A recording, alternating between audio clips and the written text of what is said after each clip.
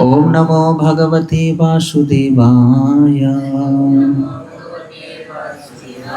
नारायण नमस्कृत्यं नरश्चैव नरोत्तमं देवी सरस्वती व्यासं ततो जयमुदीरयेत्। नष्टप्रायेषु अभद्रेषु नित्यं भागवत सेवया भागवत उत्तम श्लोके भक्तिर्भवति नैष्टिके। नीलाचल निवासाय नित्याय परमात्मने बलभद्र सुभद्राभ्यां जगन्नाथयते नमो।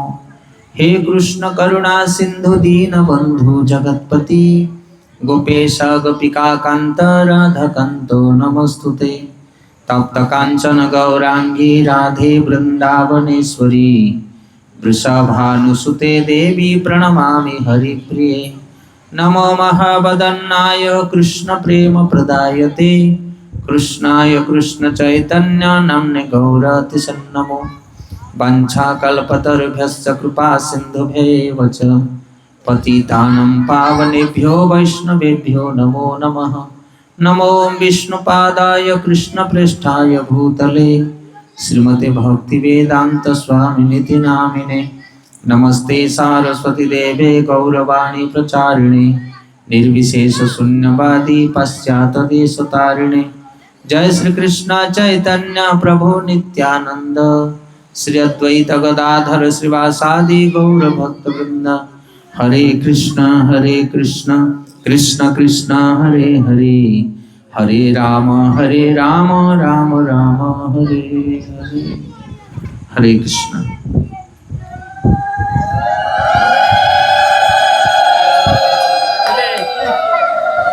हरे कृष्ण। तो आज पवित्र जगन्नाथ कथा उत्सव उपस्थित थिबा समस्त श्रोता मंडली को आम सर्वप्रथम भूरी भूरी धन्यवाद दूँ। आज हूँ द्वितीय दिवस। गतकाली जगन्नाथ महाप्रभुंकर कृपारु आमे माने सठिक भाव में कथा कीर्तन को समापन करथिले एवं आज सर्वप्रथम से जगतर आराध्य जगन्नाथ महाप्रभु बलदेव सुभद्रा जी चरण रे कोटि कोटि प्रार्थना करी तांकर गुणगान करने श्रवण करने आज आम प्रयास करवा।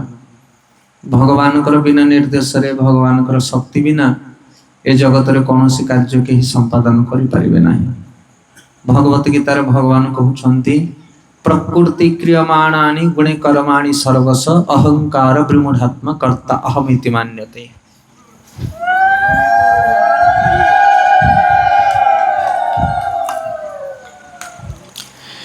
भगवत गीतार भगवान कहते प्रकृति क्रियमाणानि गुणे कर्माणि सर्वस अहंकार विमूढ़ात्मा कर्ता अहमिति मान्यते।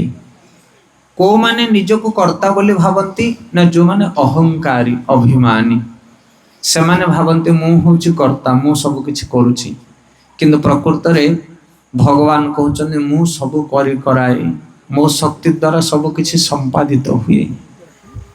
भगवान शक्ति कई भली कार्य करूची ताकू साधु संत महात्मा माने जानती एवं जो माने सत्संग करती से माने जानती। एमिति तो समाज रे वर्तमान लोक अछंती जो माने भगवान को ही विश्वास करते नाही तांग शक्ति को कौन विश्वास करिवे से माने। गतकाली आमे जगन्नाथ महाप्रभु को विषय केते गुड़िया कथा कहिले कि भगवान केते लीला करूछंती से भगवान तांगर भक्त मान को सहित केते सुंदर आदान प्रदान करूछंती। भगवान कर जन्म और कर्म होची केते गुह्य गंभीर तांको साधारण लोक माने बुझी पारिबे नाही।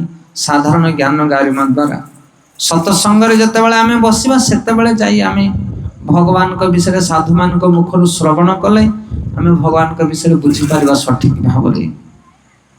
ज्ञानी माने मध्य भगवान को विषय जानती किंतु अल्प स्वल्प मात्रा रे जानती। किंतु जो माने भगवान कर भक्ति आचरण करती भगवान कर सेवा करती भगवान से माने को कृपा करती एवं भगवत कृपा बल रे से माने भगवान को बुझी पारती।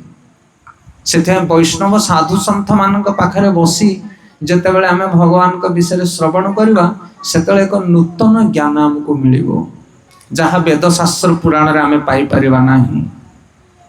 से गीतार भगवान कहउछन ना भक्त सिमे सखा जति रहस्य हेतु उत्तम रहस्य ए रहस्यमय कथा साधारण लोक मैंने बुझिपारे ना से जो मैंने मोर भक्ति आचरण करती मुझे कृपा करे अनुकंपा करे एवं से मोर दयारुता को बुझिपारती। भगवान जगन्नाथ अनेक गुड़िए लीला रही धराधाम कली जुग असंख्य लीला अच्छी तथापि जो मैंने अज्ञानी से माने जगन्नाथ को विश्वास करते ना एवं से माने भावते मु सब किछि करूची आम आम हाथ में कौन शक्ति अच्छी जदि भगवान इच्छा न करें ताहले कौन से कार्य आम करिपारिबा नाही। आज जदि आम मैंने एठारे एकत्रित होइछे 2 दिन धरी भगवान कथा श्रवण करूचे या पछरे मध्य जगन्नाथ इच्छा रही।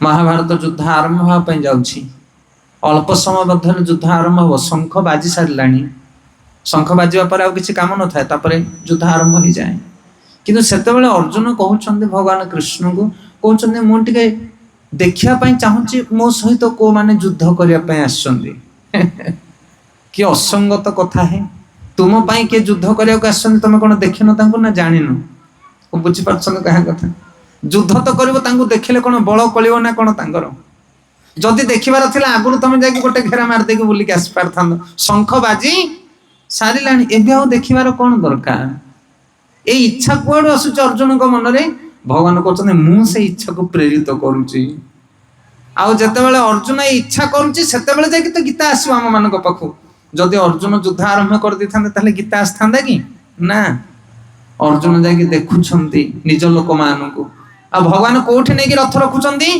जोठी भीष्म द्रोण तांकरी आगरे नेकी रखुछंती अर्जुन को दुर्योधन आगरे रखु नाहंती कारण दुर्योधन आगरे रखले तार तो क्रोध आउरी बढ़िबो किंतु भीष्म और द्रोण जे तांको काळे कोखी बड़ करिछंदी भीष्म पितामह द्रोण जे हाथ रे धनुषर शिखैछंदी धनु मारिबार तीर मारिबार तांकरी आगरे अर्जुन को ठिया करूछंदी अर्जुन कहछन एमान को सहित मु युद्ध करबी मोर पितामह भीष्म और गुरु द्रोणाचार्य तांकर आखिर लोतक नि गिड़ जाउछि दया और अनुकंपा रे विगलित हो जाउछन अर्जुन कांदी के बसी पड़छंदी रथ ऊपर कहछन मु युद्ध करि पारिबि नाही ये होछि ईश्वरंकर इच्छा करी कराउ थाए से तापर भगवान कृष्ण अर्जुन को उपदेश दउछंती आचार्य माने कहउछंती अर्जुन कोन बुझि पारु नथिले ज्ञान को ए जो भगवत गीता रे भगवान कृष्ण जो उपदेश दउछंती अर्जुन को मोर मुंड किछि काम करनी मो पागल भलिया विचार करूछि मो भाबी पारुनी कोन कर्तव्य अकर्तव्य हे कृष्ण मु तुमको गुरु रूप रे ग्रहण करूछि तुमे मते उपदेश दियो अर्जुन कहउछन भगवान कृष्ण को मु विचलित हो जाउछि मु भाबी पारुनी कोन कर्तव्य कोन अकर्तव्य मोर आपण को मो गुरु रूप रे स्वीकार कली हे कृष्ण मते उपदेश दियंतु तापर मु कार्य आरंभ करबी युद्ध करबी ना करबी नहीं मु बुझी पारुनी आम जीवन रे भी सेमिति दोमुहा रास्ता आसी जाय बेले बेले ओडिया रे कहंतनी एणु माइले गोहत्या तेणु माइले ब्रह्महत्या कोन करबी मु आ समस्तंग जीवन रे से भलिया गोटे दोछकी रास्ता आसी जाए आ जतले मनुष्य विचार करि पारे ना सेतले जाके आत्महत्या करे ना ना रास्ता मिले ना जते बेले सेथि पई गुरु दरकार साधु दरकार गुरु माने हमको मार्ग निर्देश करंती अर्जुन को माध्यम रे भगवान हमको उपदेश दउचंदी अर्जुन अज्ञानी नहंती अर्जुन भगवान कृष्णकर अटे निकट बंधु जे कृष्णकर सखा जे कृष्णकर बंधु से कोन बुझी पारु नहंती किछि बुझी पारु नहंती से तो ज्ञानर भंडार तांको कोन अछपा किंतु तथापि भगवान कृष्ण अर्जुन को हृदय रे ए संदेह को उत्पन्न करूछंती कृष्ण और अर्जुन गोटे ड्रामा करूछंती आ से ड्रामा को आमे माने देखुछे जगतवासी माने भगवान तांकर भक्त मान को नहीं के आछंती लीला करंती से कंस हो जरासंध हो किंबा रावण कुंभकर्ण हुंतु हिरण्यकशिपु हिरण्याक्ष हुंतु एमाने असुर नुहंती एमाने किए एमाने विष्णु पार्षद जय विजय एमाने आसिके लीला करूछंती धरा धाम रे ड्रामा करूछंती कुंती महाराणी कहउछंती नटो नाट्य धर जथा जेमति नाटुआ माने नाटक करंती रंगमंच रे आ अभिनय करे साधारण लोक मान को शिक्षा दियंती सेही भली भाव रे भगवान आसंत तांकर शुद्ध भक्त मान को सहित लीला करंती शिक्षा दियंती सेथि अर्जुन को हृदय निर्मल तांको हृदय रे कोनोसी प्रकार अज्ञानता नहीं परम ज्ञानी महाविद्वान सिए किंतु भगवान कृष्ण को इच्छा रे से अज्ञानी भली अभिनय करूछंती आउ तापरे भागवत गीतार ज्ञान को सुनला पर कहउछंती नष्ट मोह श्रुति लब्धा तत्प्रसाद मयाच्युत मोर मोह नष्ट हो जाइछि ମୁଁ ଜ୍ଞାନ ପ୍ରାପ୍ତ ହେଇଛି କରିଷ୍ୟ ବଚନ ତବ ଆପଣ ଯାହା କହିବେ ବର୍ତ୍ତମାନ ମୁଁ ତାହା କରିବି। ସେଥିପାଇଁ କହିବା ପ୍ରସଙ୍ଗ ହଉଛି ଏହା କି ଏ ସମସ୍ତ ଘଟଣାର ମୂଳ ଘଟକ ହଉଛନ୍ତି ଭଗବାନ, ସିଏ କରଉଛନ୍ତି। ସେଥିପାଇଁ ଆଜି ଆମେ ମାନେ ଯଦି ଏଠି ଏକତ୍ରିତ ହେଇଛେ ଜଗନ୍ନାଥଙ୍କର ମନ୍ଦିର ଭିତରେ ଜଗନ୍ନାଥଙ୍କ କଥା ଶ୍ରବଣ କରିବା ପାଇଁ, ତାହେଲେ ତାଙ୍କର କୃପା ଯୋଗୁଁ, ତାଙ୍କର ଅନୁକମ୍ପା ଯୋଗୁଁ, ଅନ୍ୟଥା ଆମର କୌଣସି ଶକ୍ତି ସାମର୍ଥ୍ୟ ନାହିଁ ଏସବୁ କଲା ଭଳି। ଲୋକେ ଯଦି ସିଧାସଳଖ କହନ୍ତି ଜଗନ୍ନାଥ ବୋଲି ହିଁ କିଛି ନାହାନ୍ତି ଏ ଜଗତରେ, ମନେ କରନ୍ତି ବିଭିନ୍ନ କଥା, ସେ କଥା ଯାହା ତୁଣ୍ଡରେ କହି ହବ ନାହିଁ, ସାଧୁ ମୁଖରେ ତାହା ଶୋଭା ପାଏ ନାହିଁ। ଜଗନ୍ନାଥଙ୍କ ବିଷୟରେ ଯାହା ସାଧାରଣ ଲୋକମାନେ ଚର୍ଚ୍ଚା କରନ୍ତି, ସେ କାଠ ପାଷାଣ, ଶିବଲିଙ୍ଗ ହଉଛି ପଥର, ଇଏ କାଠ, ଇଏ ଦାରୁ ମୂର୍ତ୍ତି କାଠ। କେତେ ଜଣ କହିବେ ଇଏ କାଠ ନା ଇଏ ଜଗନ୍ନାଥ, ଇଏ ଜଗତର ନାଥ। ଇଏ ଲୋକ କହୁଛନ୍ତି ଏ କି ଜଗତର ନାଥ, ଇଏ ତ ବଢେଇ ତିଆରି କରିছে, ତାକୁ କାଠ ମିସ୍ତ୍ରୀ ଯେ ତିଆରି କରିକି ଦାରୁ ମୂର୍ତ୍ତି ତିଆରି କଲା, ତା ଦେହରେ ପେଣ୍ଟ ମାରିଦେଲ, ପେଣ୍ଟ ମାରି ଦେଇକି ବସ୍ତ୍ର ପିନ୍ଧାଇ ଦେଇକି ଥୋଇଦେଲ, ତମେ ମନ୍ଦିର ତୋଳିଲ, ତମେ ବିଗ୍ରହ ତୋଳିଲ, ତମେ ସବୁ କିଛି କଲ, ଆଉ ତମେ ସିଏ କଣ ଭଗବାନ? ଭଗବାନ ସିନା ଜୀବକୁ ବନାନ୍ତି, ଜୀବ କଣ ଭଗବାନଙ୍କୁ ବନେଇ ପାରେ? ଏ ଜଗନ୍ନାଥଙ୍କୁ କିଏ ବନେଇଛି? ଆମେ ତ ବନେଇଛେ। ଇଏ କି ଜଗନ୍ନାଥ? କଣ ଉତ୍ତର ତମେ ଦବ? ବିଚିତ୍ର କଥା ଲୋକଙ୍କର। ସେଥିପାଇଁ ଆଜି ଅନେକ ଅନେକ ଲୋକମାନେ ବିଗ୍ରହଙ୍କୁ ବିଶ୍ୱାସ କରିପାରନ୍ତି ନାହିଁ। କିନ୍ତୁ ଶାସ୍ତ୍ରରେ କୁହାଯାଇଛି ଯେଉଁମାନେ ବିଗ୍ରହଙ୍କୁ ପ୍ରତିମା ଜ୍ଞାନ କରନ୍ତି, ଯେଉଁମାନେ ଗୁରୁଙ୍କୁ ମନୁଷ୍ୟ ଜ୍ଞାନ କରନ୍ତି, ଆଉ ଯେଉଁମାନେ ବୈଷ୍ଣବକୁ ଜାତି ବୁଦ୍ଧି ଦେଖନ୍ତି, ସେମାନେ ହେଉଛନ୍ତି ପାଷାଣ୍ଡ। ପାପୀ ମାନଙ୍କର ଉଦ୍ଧାର ଅଛି, କିନ୍ତୁ ପାଷାଣ୍ଡର ନିସ୍ତାର ନାହିଁ।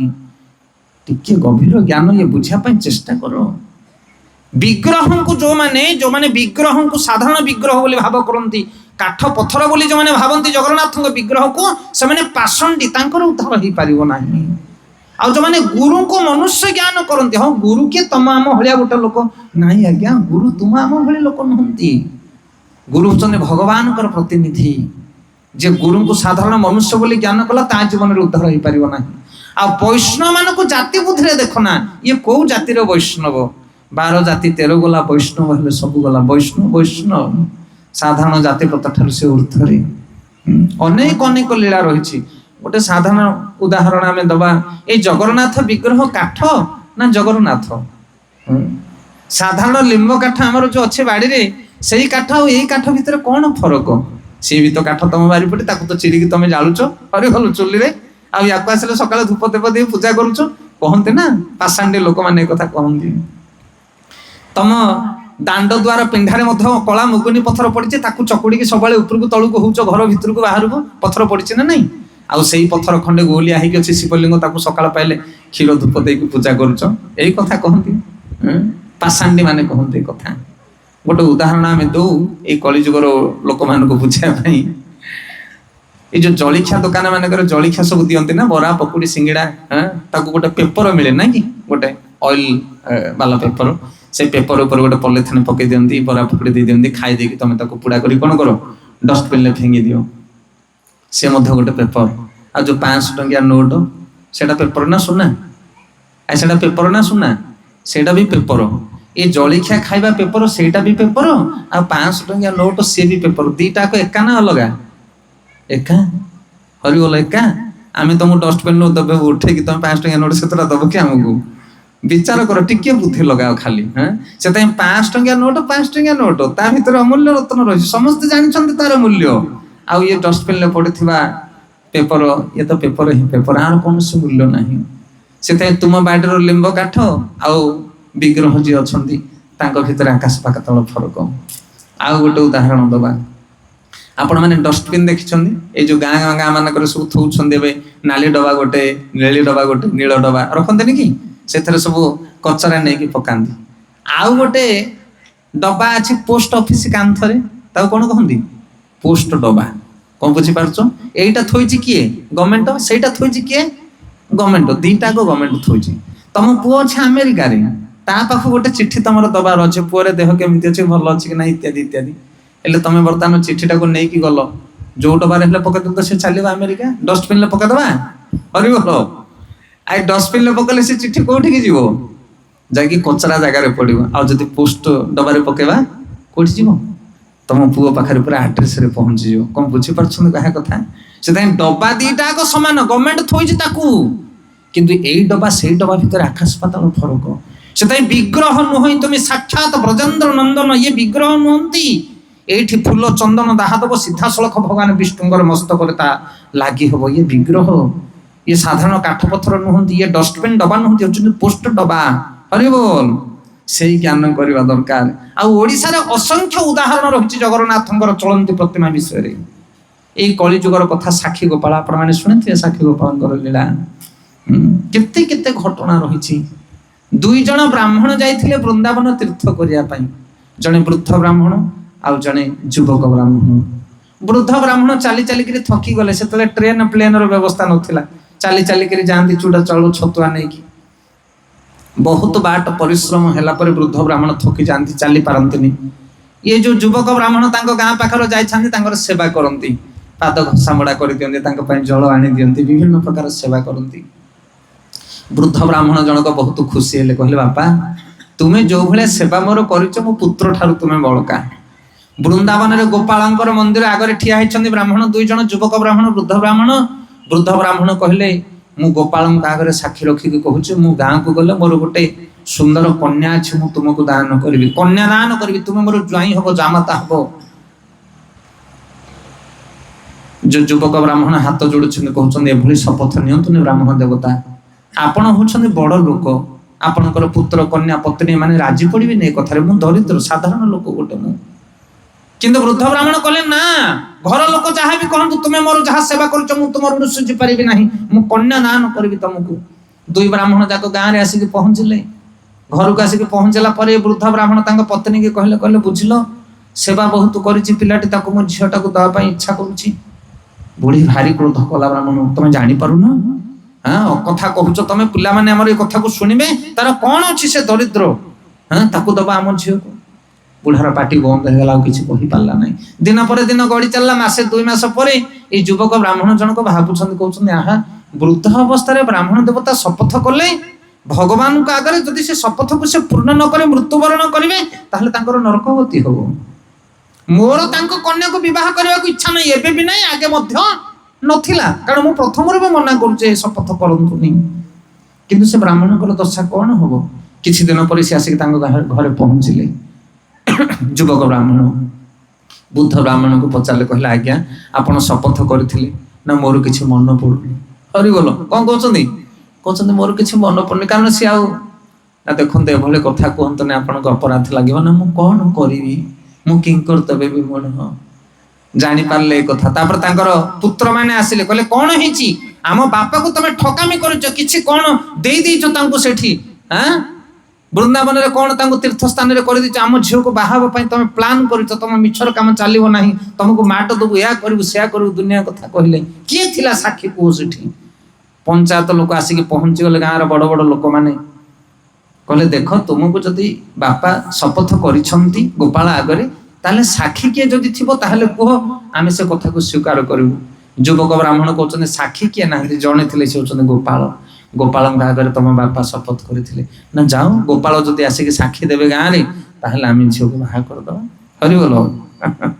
ଯୁବକ ବ୍ରାହ୍ମଣ କହିଲେ ଠିକ ଅଛି, ମୁଁ ଡାକିବି ଯାଇକି ଗୋପାଳଙ୍କୁ। ବୃନ୍ଦାବନ ପୁଣି ଚାଲି ଚାଲି ଗଲେ ଓଡ଼ିଶା ପ୍ରଦେଶରୁ, ଯାଇକି ପହଞ୍ଚିଲେ ଗୋପାଳଙ୍କ ପାଖରେ, ହାତ ଯୋଡ଼ିକି ଠିଆ ହେଲେ, କହିଲେ ହେ ଗୋପାଳ, ଆପଣଙ୍କ ଆଗରେ ସାକ୍ଷୀ ଦେଇଥିଲେ ବୃଦ୍ଧ ବ୍ରାହ୍ମଣ, ଆପଣ ଆସନ୍ତୁ, ସେ ବୃଦ୍ଧଙ୍କର ଶପଥକୁ ରକ୍ଷା କରନ୍ତୁ, ତାଙ୍କୁ ନରକ ଗମନରୁ ରକ୍ଷା କରନ୍ତୁ, ମୋର ଝିଅ ପ୍ରତି ଆସକ୍ତି ନାହିଁ।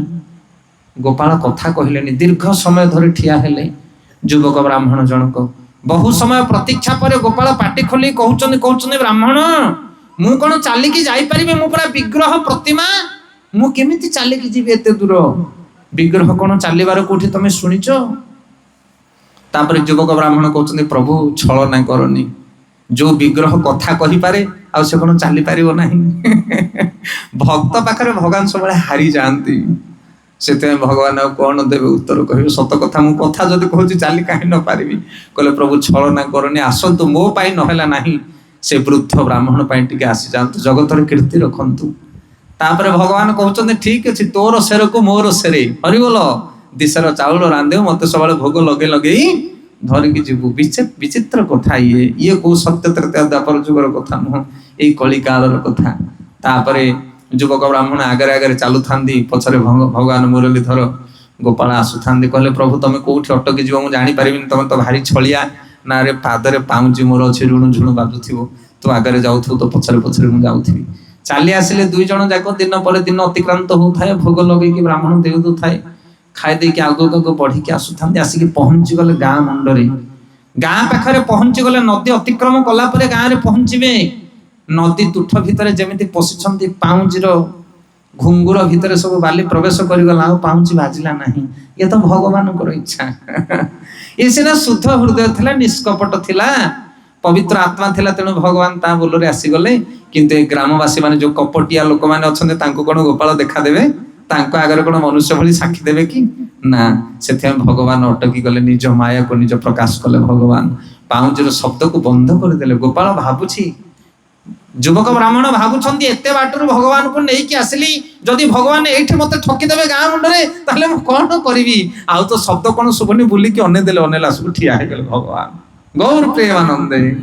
ନଦୀ ବାଲି ତୁଠରେ ଭଗବାନଙ୍କର ସୁନ୍ଦର ଶ୍ୟାମଳ ରୂପ ଠିଆ ହେଇଗଲେ। କାନ୍ଦିକି ଲୁଟିଗଲେ ବ୍ରାହ୍ମଣ, ଆପଣ ବିଶ୍ୱାସର ଦେବତା, କିନ୍ତୁ ମୁଁ ଆପଣଙ୍କୁ ବିଶ୍ୱାସ କରିପାରିଲି ନାହିଁ। ତାପରେ ଦୌଡ଼ି ଆସିଲେ, ଗ୍ରାମବାସୀଙ୍କୁ ଡାକିଲେ, କହିଲେ ଆସନ୍ତୁ ଗ୍ରାମବାସୀ, ଗୋପାଳ ଆସିଛନ୍ତି ବୃନ୍ଦାବନରୁ ସାକ୍ଷୀ ଦେବା ପାଇଁ। ମୋର ନିଜର ଅଯୋଗ୍ୟତା ଯୋଗୁଁ ଭଗବାନ ଅଟକି ଗଲେ ନଦୀ ପଠାରେ। ଗାଁ ଲୋକମାନେ ଗଲେ, ଭଦ୍ର ଲୋକମାନେ ଦେଖିଲେ ସୁନ୍ଦର ଶ୍ୟାମଳ ରୂପ। ଏତେ ବଡ଼ ବିଗ୍ରହକୁ ତ ବ୍ରାହ୍ମଣ ଟେକି ଆଣିପାରିବନି ରାତାରାତି, କୋଉଠୁ ନିଶ୍ଚୟ ଗୋପାଳ ଆସିଛନ୍ତି। ବିଶ୍ୱାସ କଲେ ସମସ୍ତେ। ଆଉ ସେଇ ଦିନ ଠାରୁ ସାକ୍ଷୀ ଗୋପାଳ ଭାବରେ ବିଦ୍ୟମାନ ଅଦ୍ୟାବଧି ଅନେକ ଲୀଳା ତାଙ୍କର ରହିଛି। ସେଥିପାଇଁ ସାକ୍ଷୀ ଦେବା ପାଇଁ ଭଗବାନ ବୃନ୍ଦାବନରୁ ଓଡ଼ିଶା ଚାଲି ଆସିଲେ। ସେ ସାକ୍ଷୀ ଗୋପାଳ, ଅସଂଖ୍ୟ ଲୀଳା ଭଗବାନଙ୍କର। ଆପଣ କେମିତି କହୁଛନ୍ତି ଏ କାଠ ପଥର? ଇଏ ଅଜ୍ଞାନତା, ଇଏ ବୃଢ଼ତା। ଆପଣ ଯାଇଛନ୍ତି ପୁରୀରେ ତୋଟା ଗୋପୀନାଥ? କିଏ ଯାଇଛନ୍ତି? ମତେ ତ ଲାଗୁଛି ସମସ୍ତେ ଯାଇଥିବେ। ପୁରୀ କେବେ ଯଦି ଯିବେ, ତୋଟା ଗୋପୀନାଥ ଯାଆନ୍ତୁ। ସମୁଦ୍ର କୂଳରେ ସ୍ୱର୍ଗଦ୍ୱାର ଠାରୁ ଟିକେ ଦକ୍ଷିଣକୁ ବୁଲିଯିବେ, ପଶ୍ଚିମ ମୁଖା ହେଇକି, ତା ଭିତରେ ତୋଟା ଗୋପୀନାଥଙ୍କର ବିଗ୍ରହ, ସୁନ୍ଦର ପ୍ରତିମା। ଏମିତି ପ୍ରତିମା ଏଇ ଜଗତରେ କୋଉଠି ହେଲେ ନାହାନ୍ତି। ସାରା ପୃଥିବୀରେ ଆପଣ ଖୋଜିଲେ ପାଇବେନି ତୋଟା ଗୋପୀନାଥଙ୍କର ପ୍ରତିମା ଭଳିଆ। ଆପଣ କହିବେ କଣ ସେ କୃଷ୍ଣ ମୂର୍ତ୍ତି, କଣ ଏମିତି ଅଛନ୍ତି ସେଥିରେ? ଯୋଉ ଜାଗାରେ ଆପଣ ଦେଖିବେ ବିଶ୍ୱର ଯେକୌଣସି କୃଷ୍ଣଙ୍କର ମୂର୍ତ୍ତି, ବିଗ୍ରହ, ସବୁଠି ଭଗବାନ ଠିଆ ହେଇଥିବେ ବେଣୁପାଣି, ନା ନାଇଁ? ସବୁ ଜାଗାରେ ଠିଆ ହେଇଛନ୍ତି ପ୍ରତିମା ରୂପରେ। କିନ୍ତୁ ତୋଟା ଗୋପୀନାଥରେ ଭଗବାନ ଏମିତି ଚକା ପକେଇକି ବସିଛନ୍ତି ପିଣ୍ଡି ଉପରେ। କେବେ ଯାଇକି ଦେଖନ୍ତୁ ସେ ବିଗ୍ରହଙ୍କୁ। ଚୈତନ୍ୟ ମହାପ୍ରଭୁଙ୍କର ଜଣେ ପାର୍ଷଦ ଥିଲେ, ତାଙ୍କ ନାଁ ହଉଛି ଗଦାଧର ପଣ୍ଡିତ। ରାଧାରାଣୀଙ୍କର ସତ୍ୟାବେଶ ଅବତାର ସିଏ। ଗଦାଧର ସେବା କରୁଥାନ୍ତି। 6 ଫୁଟ 6.5 ଫୁଟ ଡିଟି ଉଚ୍ଚ ବିଗ୍ରହ, କଳା ମୁଗୁନି ପଥର, ଗୋପୀନାଥଙ୍କର ବିଗ୍ରହ। ଇଏ ସବୁବେଳେ ସେବା କରନ୍ତି। କିଏ? ଗଦାଧର ପଣ୍ଡିତ। ବୟସ ବଢିଗଲା, ଅଣ୍ଟା ଦବିଗଲା, କହିଲା ପ୍ରଭୁ ଆପଣଙ୍କର ମୁକୁଟ, କିରଟ, କୁଣ୍ଡଳ, ଆପଣଙ୍କର ମଥାରେ ଚିତା ତିଲକ ଆଉ କରିପାରିବିନି ମୁଁ।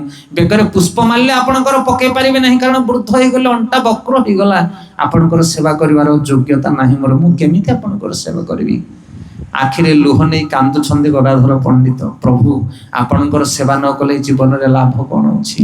ପ୍ରକୃତରେ ବିଗ୍ରହଙ୍କର ସେବା ଯୋଉମାନେ କରନ୍ତି ନା, ସେମାନେ ଯୋଉ ଆନନ୍ଦ ପାଆନ୍ତି ଜଗତରେ, ସେ ଆନନ୍ଦ ନାହିଁ କୋଉଠି ଆଜ୍ଞା। ଆପଣ ଥରେ କରିକି ଦେଖନ୍ତୁ ବିଗ୍ରହଙ୍କର ସେବା। ପାଟି କୁଆ କଥା ସବୁ କହନ୍ତି, କାନରେ ଶୁଣୁ ଆମେ ଜ୍ଞାନକୁ, କିନ୍ତୁ ତାକୁ ହୃଦୟରେ କେବେ ସଂସ୍ଥାପିତ କରନ୍ତୁ। ବିଗ୍ରହ ସେବା ସାଧାରଣ ନୁହଁ। ପ୍ରାଣ ଗଲେ ମଧ୍ୟ ଆପଣଙ୍କର ବିଗ୍ରହ ସେବା ଛାଡି ପାରିବେନି ଆପଣ। ମନ ଦେଇକି ଯୋଉମାନେ ଭଗବାନଙ୍କର ସେବା କରନ୍ତି, କି ଅପୁଲକ ଆନନ୍ଦ ତା ପାଖରେ ଥାଏ। ବିବାହ ପରେ 10 ବର୍ଷ ପରେ ଗୋଟେ ସନ୍ତାନ ଯଦି ଜନ୍ମ ହୁଏ, ମାର ଯୋଉ ଆନନ୍ଦ, କଣ ବୁଝିପାରୁଛନ୍ତି? 10 ବର୍ଷ ପରେ ଗୋଟେ ସନ୍ତାନ, ବିଳମ୍ବିତ ସମୟରେ ଯଦି ଗୋଟେ ସନ୍ତାନ ଜନ୍ମ ହବ, ମାର ଯୋଉ ଆନନ୍ଦ, ଆହା ପୁଅଟିଏ ଜନ୍ମ ହେଇଛି, ପୁଅଟିଏ ପାଇଛି, କି ବିକଳ ସିଏ, ତାକୁ ରାତିରେ ନିଦ ହଉନଥିବ। ବୁଝିପାରୁଛନ୍ତି? ସେଇଭଳି ବିଗ୍ରହ ସେବା ଅପୁଲକ ଆନନ୍ଦ। କୋଟିଏ ପୁତ୍ରର ସ୍ନେହ ଦେବେ ଭଗବାନ, କୋଟିଏ ପୁତ୍ରର ସ୍ନେହ, ସେ କଥା ଭାଷାରେ ବର୍ଣ୍ଣନା କରାଯାଇ ପାରିବ ନାହିଁ। ସେଥିପାଇଁ ଗଦାଧର ପଣ୍ଡିତ କାନ୍ଦୁଛନ୍ତି, ହେ ପ୍ରଭୁ ଶ୍ୟାମ ସୁନ୍ଦର, ଆପଣଙ୍କର ସେବା ନ କଲେ ମୋ ଜୀବନରେ ଲାଭ କଣ? ବିଶାଳ ବିଗ୍ରହ। ସକାଳୁ ଯେତେବେଳେ ଗଦାଧର ପଣ୍ଡିତ ଯାଇକି ଖୋଲୁଛନ୍ତି ଅଲ୍ଟରଟିକୁ, ଦେଖିଲା ଆସିବୁ ଗୋପୀନାଥ ତଳେ ବସି ପଡିଛନ୍ତି। ହରିଗଲ, ସେ ପଥର ବିଗ୍ରହ, ଠିଆ ହେଇଥିବା ବିଗ୍ରହ ସକାଳକୁ ବସି ଯାଇଛନ୍ତି। ଏବେ ଯାଇକି ଦେଖନ୍ତୁ କେବେ ଆପଣ। ଠିଆ ହେଇଥିଲେ ବିଶାଳ ବିଗ୍ରହ, ଏବେ ବସୁଛନ୍ତି, ଏମିତି ବସିଛନ୍ତି ଚକା ପକେଇକି। ସେଥିପାଇଁ ସେ ପାଷାଣ ନୁହନ୍ତି। କଳି ଯୁଗରେ ବିଗ୍ରହ ଅବତାର, ବିଗ୍ରହ ରୂପରେ ଭଗବାନ ଆସିଛନ୍ତି। ସେଥିପାଇଁ ବିଗ୍ରହଙ୍କର ସେବା କର, ତାଙ୍କ ଅଙ୍ଗକୁ ସ୍ପର୍ଶ କର, ତାଙ୍କ ଚରଣର ତୁଳସୀ କେବେ ଆଘ୍ରାଣ କର, ଅଭ୍ୟାସ କର। ସେ ଦିବ୍ୟ ବସ୍ତୁ এই ଭୌତିକ ଜଗତରେ ସେ ଦ୍ରବ୍ୟ ଆପଣ ପାଇବେ ନାହିଁ। ସେଇଥିପାଇଁ ତ ଭଗବାନ ଆସିଛନ୍ତି। ଏ ମର ଜଗତ, ଏ ଭୌତିକ ଜଗତ, ଏ ତୁଚ୍ଛ ଘୃଣ୍ୟ ନଗଣ୍ୟ ଜଗତରେ ଭଗବାନ ଆସିଛନ୍ତି। ତାଙ୍କର ସଙ୍ଗରେ ଆସ, ତାଙ୍କର ସଂସ୍ପର୍ଶରେ ଆସ, ଅନୁଭବ କରିପାରିବ ତମେ ସେ ଦିବ୍ୟ ଆନନ୍ଦକୁ। ସେ ଦିବ୍ୟ ବିଗ୍ରହ, ସେ ସାଧାରଣ ବିଗ୍ରହ ନୁହନ୍ତି। ତାଙ୍କ ସେବା କଣ ଆମେ କରିନେ ଆଜ୍ଞା? ଏ ଯୋଉ ଲୋକ ଦେଖାଣିଆ ସେବା ଚାଲିବନି। ମନ ଦେଇକି ପୁତ୍ରବତ, ସ୍ୱାମୀବତ, ବନ୍ଧୁବତ ସେବା କରନ୍ତୁ କେବେ ବିଗ୍ରହଙ୍କର। ଅସଂଖ୍ୟ କଥା, ଅସଂଖ୍ୟ କଥା। ଆପଣ ଯାଇଛନ୍ତି ଅଲାରନାଥ? ଅଲାରନାଥଙ୍କ ବିଷୟରେ ଜାଣିଛନ୍ତି? ସେ କୁଆଡୁ ଆସିଲେ, କେମିତି ଆସିଲେ? ତାଙ୍କ ମୂର୍ତ୍ତି କିଏ ପ୍ରତିଷ୍ଠା କରିନାହାନ୍ତି, ସ୍ୱୟଂ ଭଗବାନ ବିଷ୍ଣୁ ଠିଆ ହେଇଛନ୍ତି। ବାଲେଶ୍ୱରରେ ଆପଣ ଯାଇଛନ୍ତି କ୍ଷୀରଚୋରା ଗୋପୀନାଥ? ଲୀଳା ଅସଂଖ୍ୟ ରହିଛି ଆଜ୍ଞା। ଜୀବନ ସରିଗଲେ ମଧ୍ୟ କୃଷ୍ଣ ଲୀଳା ସରିବ ନାହିଁ। ବିଚିତ୍ର ବିଚିତ୍ର ଉପାଖ୍ୟାନ ସବୁ ରହିଛି। ଭକ୍ତ ମାନଙ୍କ ସହିତ ଭଗବାନଙ୍କର ଯୋଉ ସମ୍ବନ୍ଧ, ତାକୁ ଚିନ୍ତା କଲେ ଆପଣ ପାଗଳ ହେଇଯିବେ। କି ଜଗତରେ ଆମେ ବଞ୍ଚିଛେ, କି ସଖା, କି ବନ୍ଧୁ, କି ପୁତ୍ର ପତ୍ରୀ, କି ସ୍ୱାମୀ ସ୍ତ୍ରୀ ହେଇକି ଆମେ ବଞ୍ଚିଛେ ହୋ। ଅଳପ ସୁଖ, ଅପର୍ଯ୍ୟାପ୍ତ ଦୁଃଖ ଏଠି ସତ ନା ନାହିଁ?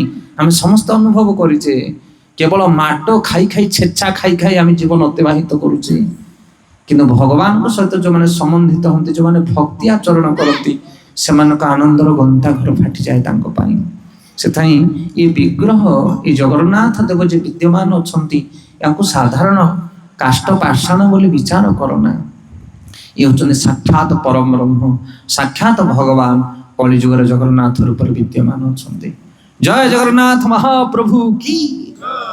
ତ ଆମେ ସେ ଜଗନ୍ନାଥ ମହାପ୍ରଭୁଙ୍କ ବିଷୟରେ ଗତକାଲି ଶ୍ରବଣ କରୁଥିଲେ ଜଗନ୍ନାଥ ଅଷ୍ଟକମରୁ। ଏ ଜଗନ୍ନାଥ ମହାପ୍ରଭୁ କିଏ, କଣ ପାଇଁ ଏ ସୁନ୍ଦର ବିଗ୍ରହ ତାଙ୍କର? ଜଗନ୍ନାଥଙ୍କର ସେବା କଲେ ଆମକୁ କଣ ମିଳିବ? ପ୍ରେମର ଗନ୍ଥାଘର ସିଏ। ତାଙ୍କ ଭଳି ପ୍ରେମୀ ପୁରୁଷ ଜଗତରେ କିଏ ନାହାନ୍ତି।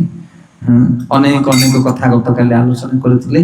2ଟି ଶ୍ଲୋକ ଆମେ ନେଇଥିଲେ ଗତକାଲି। ଆଜି ଅଛନ୍ତି ଆହୁରି 6ଟି ଶ୍ଲୋକ। ଆମେ ଚେଷ୍ଟା କରିବା କେମିତି କଣ କରିକି ଶେଷରେ ପହଞ୍ଚିବା ପାଇଁ ଚେଷ୍ଟା କରିବା। ନହେଲେ ଦିନ ବହୁତ ଅଛି, ପୁଣି କେବେ ଆପଣଙ୍କ ପାଖରେ ଆମେ ଆସିକି ଉପସ୍ଥିତ ହେଇଯିବା। ଗୌର ପ୍ରେମାନନ୍ଦେ। ବର୍ତ୍ତମାନ ତୃତୀୟ ପଂକ୍ତି ଆମେ ପଢିବା ଶ୍ରୀ ଜଗନ୍ନାଥ ଅଷ୍ଟକମର। ମହାମ୍ବୋଧି ସ୍ଥିରେ କରୁଛି ରେ ନୀଳ ଶିଖରେ। ମହାମ୍ବୋଧି ସ୍ଥିରେ କରୁଛି ନୀଳ ଶିଖରେ। বসন প্রাসাদান্ত সহজ বলভদ্রেণ বলিয়া। বসন প্রাসাদান্ত সহজ বলভদ্রেণ বলিয়া। সুভদ্রা মধ্যস্থ সকল সুর সেবা সরগ। সুভদ্রা মধ্যস্থ সকল সুর সেবা সরগ। জগন্নাথ স্বামী নয়ন পথগামী ভব তুমি। জগন্নাথ স্বামী নয়ন পথগামী ভব তুমি।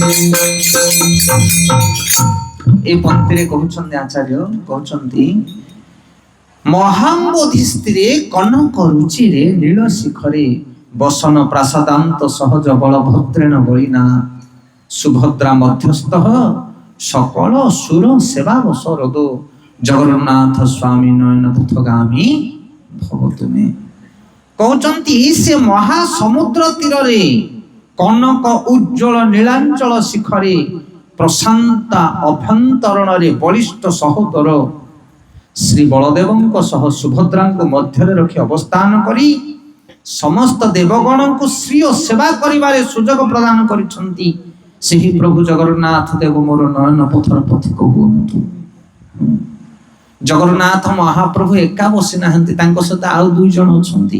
କିଏ ସେ? ସହୋଦର ବଳରାମ ବଳଭଦ୍ର। ସହୋଦର ମାନେ ଯାହା ସହିତ ଗୋଟିଏ ଉଦରରୁ ସେ ବାହାରିଛନ୍ତି। ସହୋଦର ଗୋଟିଏ ମାଙ୍କ ଗର୍ଭରୁ ଜନ୍ମ। ସହୋଦର ମାନେ ଭାଇ ବୋଲି କୁହାଯାଏ। ସେଥିପାଇଁ ବଳରାମ ବଳଭଦ୍ର ହଉଛନ୍ତି ଭଗବାନ ଜଗନ୍ନାଥଙ୍କର ଭାଇ। ସାଙ୍ଗରେ ଭାଇକି ବସେଇଛନ୍ତି। ରତ୍ନ ସିଂହାସନ ଉପରେ ନୀଳଗିରି ନୀଳାଞ୍ଚଳରେ ବସିଛନ୍ତି। ଆଉ ମଝିରେ ସୁଭଦ୍ରା ମାତା ବସିଛନ୍ତି। ଏ 2 ଜଣ କିଏ ଆଜ୍ଞା? ଏମାନେ କଣ ପାଇଁ ଜଗନ୍ନାଥଙ୍କ ଏତେ ନିକଟରେ ଭିଡି ହେଇକି ବସିଛନ୍ତି?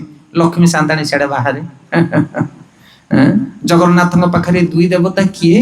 ନା ବଳଭଦ୍ର ହଉଛନ୍ତି ଜଗନ୍ନାଥଙ୍କର ଜ୍ୟେଷ୍ଠ ଭ୍ରାତା, ବଡ ଭାଇ। ବଳଭଦ୍ର ଆଉ ଜଗନ୍ନାଥଙ୍କ ଭିତରେ କିଛି ଫରକ ନାହିଁ। ଜଣେ କଳା ଆଉ ଜଣେ ଗୋରା, ଖାଲି ରଙ୍ଗ ଅଲଗା। ନା ବୁଝିପାରୁଛନ୍ତି ନା କାହା କଥା? ଏଇ 2 ଜଣଙ୍କ ଭିତରେ କିଛି ପରାଭେଦ ନାହିଁ। ଜଣେ ହଉଛନ୍ତି ସେବ୍ୟ ଭଗବାନ ଆଉ ଜଣେ ହଉଛନ୍ତି ସେବକ ଭଗବାନ। ବଳରାମ ହଉଛନ୍ତି ଗୁରୁ ତତ୍ତ୍ୱ। ବଳରାମ ହଉଛନ୍ତି ଗୁରୁ ତତ୍ତ୍ୱ। ସେଇଥିପାଇଁ 6ଟି କନ୍ୟାଙ୍କର ମୃତ୍ୟୁବରଣ ହେଲା ପରେ ତାପରେ ବଳରାମ ପ୍ରବେଶ କରୁଛନ୍ତି ଦେବକୀଙ୍କର ଗର୍ଭରେ। ବଳରାମ ହଉଛନ୍ତି ଗୁରୁ। ଏଇ 6ଟା କିଏ? କାମ, କ୍ରୋଧ, ଲୋଭ, ମୋହ, ମଦ, ମାଶ୍ଚର୍ଯ୍ୟ। ହୃଦୟରୁ ଯେତେବେଳେ 6ଟାକ ଗୁଣ, ଖରାପ ଗୁଣ ନଷ୍ଟ ହୁଏ, ସେତେବେଳେ ଗୁରୁଙ୍କର କୃପା ହୁଏ। ବା ଗୁରୁଙ୍କ କୃପାରେ ହୃଦୟରୁ ଏ ଷଢ଼ ଐରୀ ନଷ୍ଟ ହୁଅନ୍ତି। ଆଉ ତାପରେ ଭଗବାନ କୃଷ୍ଣଙ୍କର ଆବିର୍ଭାବ ହୁଏ। ସେଥିପାଇଁ ଯେ ପର୍ଯ୍ୟନ୍ତ ଆମେ ଗୁରୁଙ୍କୁ ଗ୍ରହଣ ନ କରିଛେ ସେ ପର୍ଯ୍ୟନ୍ତ ଆମେ ଚେଷ୍ଟା କରିକି ଆମ ହୃଦୟକୁ ସଫା କରିପାରିବା ନାହିଁ। ଆପଣ ଯେତେ ଚେଷ୍ଟା କରୁଛନ୍ତି କରନ୍ତୁ। ତେଣୁ ଭଗବାନଙ୍କୁ ସେବା କରିବା ପୂର୍ବରୁ ପ୍ରଥମେ ଗୁରୁଙ୍କ ସେବା ଦରକାର। ଯେଉଁମାନେ ଗୁରୁ ଗ୍ରହଣ ନ କରନ୍ତି ସେମାନେ କୃଷ୍ଣଙ୍କୁ ପାଇପାରିବେ ନାହିଁ। ଅନେକ ଶାସ୍ତ୍ରରେ କଥା ବର୍ଣ୍ଣନା କରାଯାଇଛି। ଗୁରୁ ଗୋବିନ୍ଦ ଦୋନ ଖଡେ କାକୁ ଲାଗେ ପାଏ, ବଲିହାରି ଗୁରୁ ଗୋବିନ୍ଦ ଦିଏ ବୁତାଏ। ସେଥିପାଇଁ ଗୋବିନ୍ଦଙ୍କୁ ପାଇବା ପାଇଁ ହେଲେ ଗୁରୁ ହଉଛନ୍ତି ପ୍ରଥମ ପଦକ୍ଷେପ। ତାଙ୍କୁ ଗ୍ରହଣ ନ କଲେ ଆମେ ଗୋବିନ୍ଦଙ୍କୁ ପାଇପାରିବା ନାହିଁ। ଆଉ ଆଜିକାଲି ତ କଳି ଯୁଗରେ ଗୁରୁ ମାଳ ହରିଗଲ, ଯୁଆଡେ ଯିବ ସିଆଡେ ଗୁରୁମୟ। କିନ୍ତୁ ଗୁରୁ ସିନା ଗ୍ରହଣ କରୁଛନ୍ତି, ଲୋକେ କୃଷ୍ଣଙ୍କୁ ପାଇ ପାରୁନାହାନ୍ତି। କାହିଁକି ନା ଗୁରୁ ସେଭଳିଆ ଦକ୍ଷ ଗୁରୁ ହେଲେ ଯାଇକି ସେ କୃଷ୍ଣଙ୍କୁ ଯୋଗେଇ ପାରିବେ। ରୂପ ଗୋସ୍ୱାମୀ ପାଦ କହୁଛନ୍ତି ଗୁରୁ କିଏ? ଗୁରୁର ଯୋଗ୍ୟତା କଣ? କାହାକୁ ଆମେ ଗୁରୁ ବୋଲି ଗ୍ରହଣ କରିବା? ନାନୀ ମାଉସୀ ଭଉଣୀ ନେଇଛନ୍ତି ଗୁରୁ ଦୀକ୍ଷା, ଆମେ ନେଇଗଲୁ ଗୁରୁ ଦୀକ୍ଷା। ଆଜ୍ଞା ଇଏ ଆଳୁ ପରିବା ବେପାର ନୁହଁ। ସେ 4 କିଲୋ କିଣିଦେଲେ ଆମେ 2 କିଲୋ କିଣିଦବା? ନା। ଗୋଟେ ଶାଢୀଟେ କିଣିଲା ବେଳେ 10 ଖଣ୍ଡ ଶାଢୀକୁ ଓଲଟେ ପକଉଛ। ଚପଲ ହଳଟେ କିଣିଲେ 5 ହଳ ଚପଲ ବାହାର କରିକି ଖୋଜୁଛ। ଆଉ ଗୁରୁ ଗ୍ରହଣ କଲା ପରେ ସିଏ ନେଇଗଲା ମୁଁ ନେଇଯିବି। ଗୁରୁ କଣ ଶସ୍ତା? ସେ କୃଷ୍ଣଙ୍କୁ ଦେବେ ତମକୁ। ସେଥିପାଇଁ ଜୀବନ ଚାଲିଯାଏ ବେଳେ ବେଳେ ଗୁରୁ ଖୋଜି ଖୋଜି। ଉପଯୁକ୍ତ ଗୁରୁ ପାଇବା ଏତେ ସହଜ କଥା ନୁହଁ। 5ଟି ଗୁରୁ ଅଛନ୍ତି, ମାତା ଗୁରୁ, ପିତା ଗୁରୁ, କର୍ଣ୍ଣ ଗୁରୁ, ଶିକ୍ଷା ଗୁରୁ ଆଉ ସଦ୍ଗୁରୁ। ସେଥିପାଇଁ ସଦ୍ଗୁରୁ ଜୀବନରେ ପାଇବା ବଡ କଷ୍ଟ। କହନ୍ତି କୃଷ୍ଣଙ୍କର କୃପା ହେଲେ ଗୁରୁ ମିଳିବ, ଆଉ ଗୁରୁଙ୍କର କୃପା ହେଲେ କୃଷ୍ଣ ମିଳିବ। ବୁଝିପାରୁଛନ୍ତି? କୃଷ୍ଣ କୃପା କଲେ ଗୁରୁ ମିଳିବ ଜୀବକୁ, ଗୁରୁ ମିଳନ୍ତିନି। ଆଉ ଗୁରୁ କୃପା କଲେ କୃଷ୍ଣ ମିଳିବେ। କେତେ ସମ୍ବନ୍ଧ ଯୁକ୍ତ କଥା। ସେଥିପାଇଁ ରୂପ ଗୋସ୍ୱାମୀ ପାଦ କହୁଛନ୍ତି ଗୁରୁଙ୍କର ଯୋଗ୍ୟତା କଣ? ନା ବାଚ ବେଗ, ମନସା କ୍ରୋଧ ବେଗ, ଜିହ୍ୱା ବେଗ, ଉଦର ଉପସ୍ଥ ବେଗ, ଏତାନ ବେଗାନ ଯ ବିଶତେ ଧୀର, ସର୍ବାମ୍ ଅପିମାମ୍ ପୃଥିବୀ ଶିଷ୍ୟା। କହିଲେ ସମଗ୍ର ଜଗତରୁ ଜଣେ ଶିଷ୍ୟ ଗ୍ରହଣ କରିପାରିବ ଜଣେ ଗୁରୁ ଯଦି ଏଇ 6ଟା ଗୁଣ ତା ପାଖରେ ଥିବ। ଯୋଗ୍ୟତା। ଶିଲ ପ୍ରଭୁପାଦ ସାରା ପୃଥିବୀରେ ଗୁରୁ ଗ୍ରହଣ କଲେ, ଶିଷ୍ୟ ଗ୍ରହଣ କଲେ। ସାରା ପୃଥିବୀ। ଇସ୍କନ ଭକ୍ତ କୋଉ ଜାଗାରେ ନାହାନ୍ତି ବୋଲି ଆପଣ କହିବେନି। ଏମିତି କେମିତି କିଏ? ସିଏ କଣ ତାଙ୍କ ପାଖରେ ଥିଲା ଯୋଗ୍ୟତା? ନା ଏଇ 6ଟା ବେଗକୁ ଦମନ କରିଥିଲେ ଗୁରୁ ମାନେ। ତାଙ୍କୁ ଗୋସ୍ୱାମୀ ବୋଲି କୁହାଯାଉଥିଲା। ଗୋସ୍ୱାମୀ ମାନେ ଯେ ଇନ୍ଦ୍ରିୟ ମାନଙ୍କୁ ଦମନ କରନ୍ତି। କଣ ଇନ୍ଦ୍ରିୟ? ପାଟି, ଆଖି, କାନ, ନାକ, ଆକୁ ଦମନ କରିବାକୁ ପଡିବ। ବାଚ ବେଗ ମାନେ ବାଣୀ ବେଗ। ଯେ ଗୁରୁ ତାଙ୍କ ପାଟିରେ ସବୁବେଳେ କୃଷ୍ଣ କଥା ବାହାରିବା ଦରକାର। ଯେ ଗୁରୁ ସେ ସବୁବେଳେ ଅନ୍ୟର ମଙ୍ଗଳ ପାଇଁ ବାଣୀ କହିବା ଦରକାର। ତାଙ୍କ ବାଣୀକି ସେ ଲଗାମ ରଖିଥିବେ। ଗୁରୁ କେବେ ହେଲେ ପଲିଟିକ୍ସ ବିଷୟରେ ଗୁରୁ ଆଲୋଚନା କରିବେ ନାହିଁ। ଗୁରୁ କେବଳ କୃଷ୍ଣଙ୍କ ଉପରେ ଚିନ୍ତିତ ରହିବେ, କୃଷ୍ଣ କଥା କହିବେ। ଗୁରୁଙ୍କର ଗୋଟିଏ ମାତ୍ର କାମ। ଆଉ ଜଗତରେ ଅନ୍ୟ ଡ୍ୟୁଟି ଅନ୍ୟ ଲୋକମାନେ କରିବେ, ତମେ ଗୁରୁ ମାନେ କୃଷ୍ଣ କଥା କହିବ। ମନ ବେଗ, ମନରେ ସବୁବେଳେ ହରିଙ୍କି ଚିନ୍ତା କରିବ ଯିଏ ଗୁରୁ। ଅନ୍ୟ ଚିନ୍ତା ତା ମନରେ ନଥିବ। ଜଗତ ମୋ କଲ୍ୟାଣ ପାଇଁ, ଜଗତର ମଙ୍ଗଳ ପାଇଁ, ଜଗତ ଜୀବମାନଙ୍କୁ ଉଦ୍ଧାର ପାଇଁ ଗୁରୁ ସବୁବେଳେ ଚିନ୍ତା କରୁଥିବେ। ଆମେ କହୁ ଏ ଜଗତରେ 4 ପ୍ରକାର ଲୋକ ଥାନ୍ତି ଆଜ୍ଞା। ଏମିତି ଲୋକ ଅଛନ୍ତି ଯୋଉମାନେ ଦିନ ରାତି ଗଧ ଭଳିଆ ଖଟିବେ, କିନ୍ତୁ ସେ ପରିଶ୍ରମ କରିକି ନା ନିଜ ପରିବାର ଲୋକ ଖୁସି, ନା ଘର ଲୋକ ଖୁସି, ନା ଗାଁ ଲୋକ ଖୁସି, ନା ସାହି ଲୋକ ଖୁସି। ଖଟିବେ, ଗଧ ଖଟିଲା ଭଳିଆ ଖଟିବେ, ପଇସା ରୋଜଗାର କରିବେ। ସେ ପଇସା କୁଆଡେ ଯିବ? କୁଆଡେ? ବେଳ ବେଳକୁ ସବୁ ହାଟିକି। କଣ ବୁଝିପାରୁଛ ନା ନାଇଁ? ସମାନ ସବୁ, ମାସ ଶେଷକୁ ସଫା। ପୁଅ ଝିଅ ଆଁ କରିକି ଅନେଇଥିବେ, ପତ୍ନୀ ଆଁ କରିକି ଅନେଇଥିବ, କିଛି ମିଳିବନି। ସେମାନେ କଣ ଖଟୁନାହାନ୍ତି ଜଗତରେ? ସେମାନେ ହଉଛନ୍ତି ଜଗତରେ ସବୁଠାରୁ ନିମ୍ନମାନର ଲୋକ। ଅଛନ୍ତି ଜଗତରେ ଆଜ୍ଞା, ପରିଶ୍ରମ ବହୁତ କରିବେ। କିନ୍ତୁ ତାଠାରୁ ଆଉ ଟିକେ ଭଲ ଲୋକ କୋଉମାନେ ଜଗତରେ? ନା ଯୋଉମାନେ ପରିଶ୍ରମ କରିବେ କିନ୍ତୁ ନିଜର ପିଲା ଛୁଆ ଘର ସଂସାର କଥା ବୁଝିବେ। ଆଉ ଜଗତ ଭାସି ଯାଉ, ତାଙ୍କର ଚିନ୍ତା ନାହିଁ। ଅଛନ୍ତି? ହଁ, ଆମେ ଭଲ, ଆମ ପରିବାର ଭଲ, ଆଉ ଦୁନିଆ ଭାସି ଯାଉ, ତାଙ୍କର କିଛି ଚିନ୍ତା ନାହିଁ। ସେମାନେ କମସେ କମ ଏ ମଦୁଆଙ୍କ ଠାରୁ ଟିକେ ଭଲ, ସିଏ କମସେ କମ ପିଲା ଛୁଆ କଥା ବୁଝୁଛନ୍ତି, କିନ୍ତୁ ଧର୍ମ ଅଧର୍ମ ତାଙ୍କର ବିଚାର ନାହିଁ। ବୁଝିପାରୁଛ? ଅଛନ୍ତି ନା ସେଭଳିଆ ଲୋକ? ହଁ, ସେଟା ବି ଅଛନ୍ତି। ଆଉ ତାଙ୍କ ଠାରୁ ଆଉ ଟିକେ ଭଲ ଲୋକ ଯୋଉମାନେ ବୁଦ୍ଧିମାନ, ସେମାନେ ପରିଶ୍ରମ କରିବେ, ଧନ ରୋଜଗାର କରିବେ, ନିଜ ପିଲା ଛୁଆ କଥା ବୁଝିବେ, କିନ୍ତୁ ଅନ୍ୟର କାହାର ଯେମିତି ଅମଙ୍ଗଳ ନ ହୁଏ ସେଥିପ୍ରତି ଦୃଷ୍ଟି ଦେବେ। ଅଛନ୍ତି? ଅଛନ୍ତି। ସେମିତିକା ଲୋକ ବି ଅଛନ୍ତି। ସେମାନେ ଟିକେ ରେୟାର, ବହୁତ କମ ମିଳିବେ ଜଗତରେ। ସେମାନେ ଦେଖିବେ ମୁଁ ଯୋଉ କର୍ମ କରୁଛି, ମୁଁ ଯୋଉ ବେପାର କରୁଛି, ଯେମିତି ଅନ୍ୟ କାହାର ଅମଙ୍ଗଳ ନ ହଉ। ଜଗତର ମଙ୍ଗଳ ପାଇଁ ସେମାନେ କାର୍ଯ୍ୟ କରି ନିଜର ପରିବାରକୁ ପ୍ରତିପୋଷଣ କରନ୍ତି। ସାଧୁ ପ୍ରକୃତିର ଲୋକ ସେମାନେ। ସେ ଲୋକ ବହୁତ କମ ମିଳନ୍ତି। ଆଉ ସବୁଠାରୁ ଶ୍ରେଷ୍ଠ ଲୋକ କିଏ? ନା ଯୋଉମାନେ ଜୀବନରେ ଅକ୍ଲାନ୍ତ ପରିଶ୍ରମ କରନ୍ତି, ସେମାନେ ନିଜ ସୁଖ ଦେଖନ୍ତି ନାହିଁ। ମୋର ମଙ୍ଗଳ ହଉ ନ ହଉ, ମୋ ପରିବାରର ମଙ୍ଗଳ ହଉ ନ ହଉ, କିନ୍ତୁ ସକାଳ ପାଇଲେ ସେମାନେ ଜଗତ କଥା ଚିନ୍ତା କରନ୍ତି। କେମିତି ଗାଁ ଲୋକ, ସହର ଲୋକ, ରାଜ୍ୟବାସୀଙ୍କର ମଙ୍ଗଳ ହବ, ସେଇ କଥା ଯିଏ ଚିନ୍ତା କରେ ତାକୁ ସାଧୁ ବୋଲି କୁହାଯାଏ। କୋଟିଏରୁ ଗୋଟିଏ ଲୋକ ସେଇଭଳିଆ ମିଳନ୍ତି। ଆମେ କୋଉ ଜାଗାରେ ଅଛି? ହରିବୋଲ। ଆପଣ ନିଜେ ମିଟର ପକେଇକି ନିଜେ ଦେଖୁନାହାନ୍ତି, ମୁଁ କୋଉ ଜାଗାରେ ଅଛି? ମୁଁ କଣ ବେପାର କରୁଛି? ଜଗତର ମଙ୍ଗଳ ହଉଛି ସେ ବେପାରରେ? ନା କେତେ ଘର ଭାସୁଛି, ଭାସି ଯାଉ, ମୋ ଘର ତ ବିଲ୍ଡିଂ ଉପରେ ବିଲ୍ଡିଂ ଠିଆ ହଉଛି। କଣ ବୁଝିପାରୁଛନ୍ତି ଆଜ୍ଞା? ସେଥିପାଇଁ ଇଏ ଶାସ୍ତ୍ର ହଉଛି ଆଇନା। ଆପଣ ତା ଆଗକୁ ଗଲେ ଜାଣିପାରିବେ ମୁଁ ଭଦ୍ର କି ଅଭଦ୍ର, ମୁଁ କୋଉ ଜାଗାରେ ଅଛି, ନିଜକୁ ପରଖି ନେବେ ଆପଣ। ମୁଁ ଜ୍ଞାନୀ ନା ମୂର୍ଖ, କୋଉ ଜାଗାରେ ଆପଣ ଅଛନ୍ତି ନିଜକୁ ବିଚାର କରିପାରିବେ। ସେଥିପାଇଁ ଯେ ସାଧୁ, ଯେ ଗୁରୁ, ତାଙ୍କ ମନରେ ସବୁବେଳେ ଜଗତ ଚିନ୍ତା ଚାଲିଥାଏ, ଜଗତର ମଙ୍ଗଳ ପାଇଁ ସେ ଚିନ୍ତା କରୁଥାନ୍ତି। ଆଉ ସେଇ ଗୁଣ ଯାହା ପାଖରେ ଥିବ, ସେ ଗୁରୁ, ସେ ଭଗବାନଙ୍କୁ ନେଇକି ପହଞ୍ଚେଇ ଦବ ତମ ପାଖରେ। ଆଜିକାଲି ଗୁରୁମାନଙ୍କ ପାଖରେ ସେଇ ଯୋଗ୍ୟତା ନାହିଁ। ସେମାନେ ଚାହୁଁଛନ୍ତି ମୋ ମଠ ମନ୍ଦିରର ଉନ୍ନତି ହବା ଦରକାର, ମୋର ଅଧିକ ଶିଷ୍ୟ ହବା ଦରକାର, ମତେ ଅଧିକ ଡୋନେସନ ମିଳିବା ଦରକାର। ଇଏ କି ଗୁରୁ ଆଜ୍ଞା?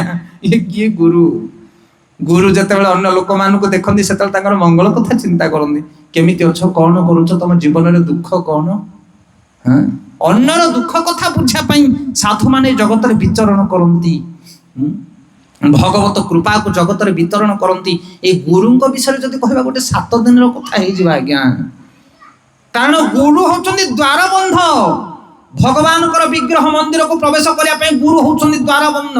ଯେ ଦ୍ୱାର ବନ୍ଧ ନ ପାଇଛି, ସେ ମନ୍ଦିରକୁ କେମିତି ପ୍ରବେଶ କରିବ? ମନ୍ଦିର ଚାରିପଟେ ବୁଲୁଥିବ ଖାଲି। ସେଥିପାଇଁ ଗୁରୁ ସାଧାରଣ ବସ୍ତୁ ନୁହନ୍ତି ଆଜ୍ଞା ଜଗତରେ। ଆମର ଗୌରାଙ୍ଗ ପ୍ରଭୁ ମୁମ୍ବାଇରେ ଗୋଟେ ବଢିଆ କଥା କହନ୍ତି, ବ୍ରହ୍ମଚାରୀ। ସେ କହନ୍ତି 3 ପ୍ରକାର ଲୋକେ ଜଗନ୍ନାଥଙ୍କର ପୂଜା କରନ୍ତି। ଧ୍ୟାନ ଦେଇକି ଶୁଣ। ହାତ ଟେକି ଦେବେ, ଜୟ ଜଗନ୍ନାଥ, ନା ଜୟ ଜଗନ୍ନାଥ। ଖାଲି ଶୁଖିଲା କିନି ଜୟ ଜଗନ୍ନାଥ କହିବେ, କିନ୍ତୁ ଫୁଲ ଟିକେ ଧୂପ ଟିକେ ନେଇକି ମନ୍ଦିରକୁ ଆସୁନଥିବେ। ଆମେ ବି ଜଗନ୍ନାଥଙ୍କ ଭକ୍ତ। ତାଙ୍କର ଇଚ୍ଛା ଯେତେବେଳେ ହବ ସେମାନେ ଟିକେ ପୂଜା କରିବେ, ନହେଲେ ନାହିଁ। ତାଙ୍କୁ କହନ୍ତି ସହଜିଆ। କଣ କହନ୍ତି? ସହଜିଆ। ମନ ହେଲେ ଯାହା ତାହା କରିବେ। ତାଙ୍କର କିଛି ଠିକଣା ନାହିଁ, କାହା କଥା ଶୁଣିବା ନାହିଁ। ସେ କହିବ ଜଗନ୍ନାଥ ଆମର, ଆମେ ଜଗନ୍ନାଥଙ୍କର। ବାପା ଯେମିତି ସେ ପୁରା ବନ୍ଧୁ ବାନ୍ଧି ଦେଇଛନ୍ତି ଜଗନ୍ନାଥଙ୍କ ସହିତ। ତାଙ୍କୁ କହନ୍ତି ସହଜିଆ। ଆଉ ଗୋଟେ ହଉଛନ୍ତି ମାୟାବାଦ। ସେମାନେ କେବଳ ତାଙ୍କର ନିଜ ପରିବାର, ନିଜ ବଂଶ କଥା ବୁଝିବେ, ଜଗନ୍ନାଥଙ୍କୁ ସେମାନେ ଗ୍ରହଣ କରିବେ ନାହିଁ। ମାୟାବାଦୀ। କହିବେ ଗୁରୁଙ୍କର ସେବା କଲେ ସବୁ କିଛି ପାଇଯିବେ, କୃଷ୍ଣ କଣ ଦରକାର, ଇତ୍ୟାଦି ଇତ୍ୟାଦି। ଜ୍ଞାନ ଗ୍ରହଣ କରିକି ଆମେ ଉଦ୍ଧାର ହେଇଯିବୁ, ସେ ମନ୍ଦିରକୁ ଯାଇକି ସେଠି କାଠ ଆଗରେ ମୁଣ୍ଡ ବାଡେଇବା କିଛି ଦରକାର ନାହିଁ।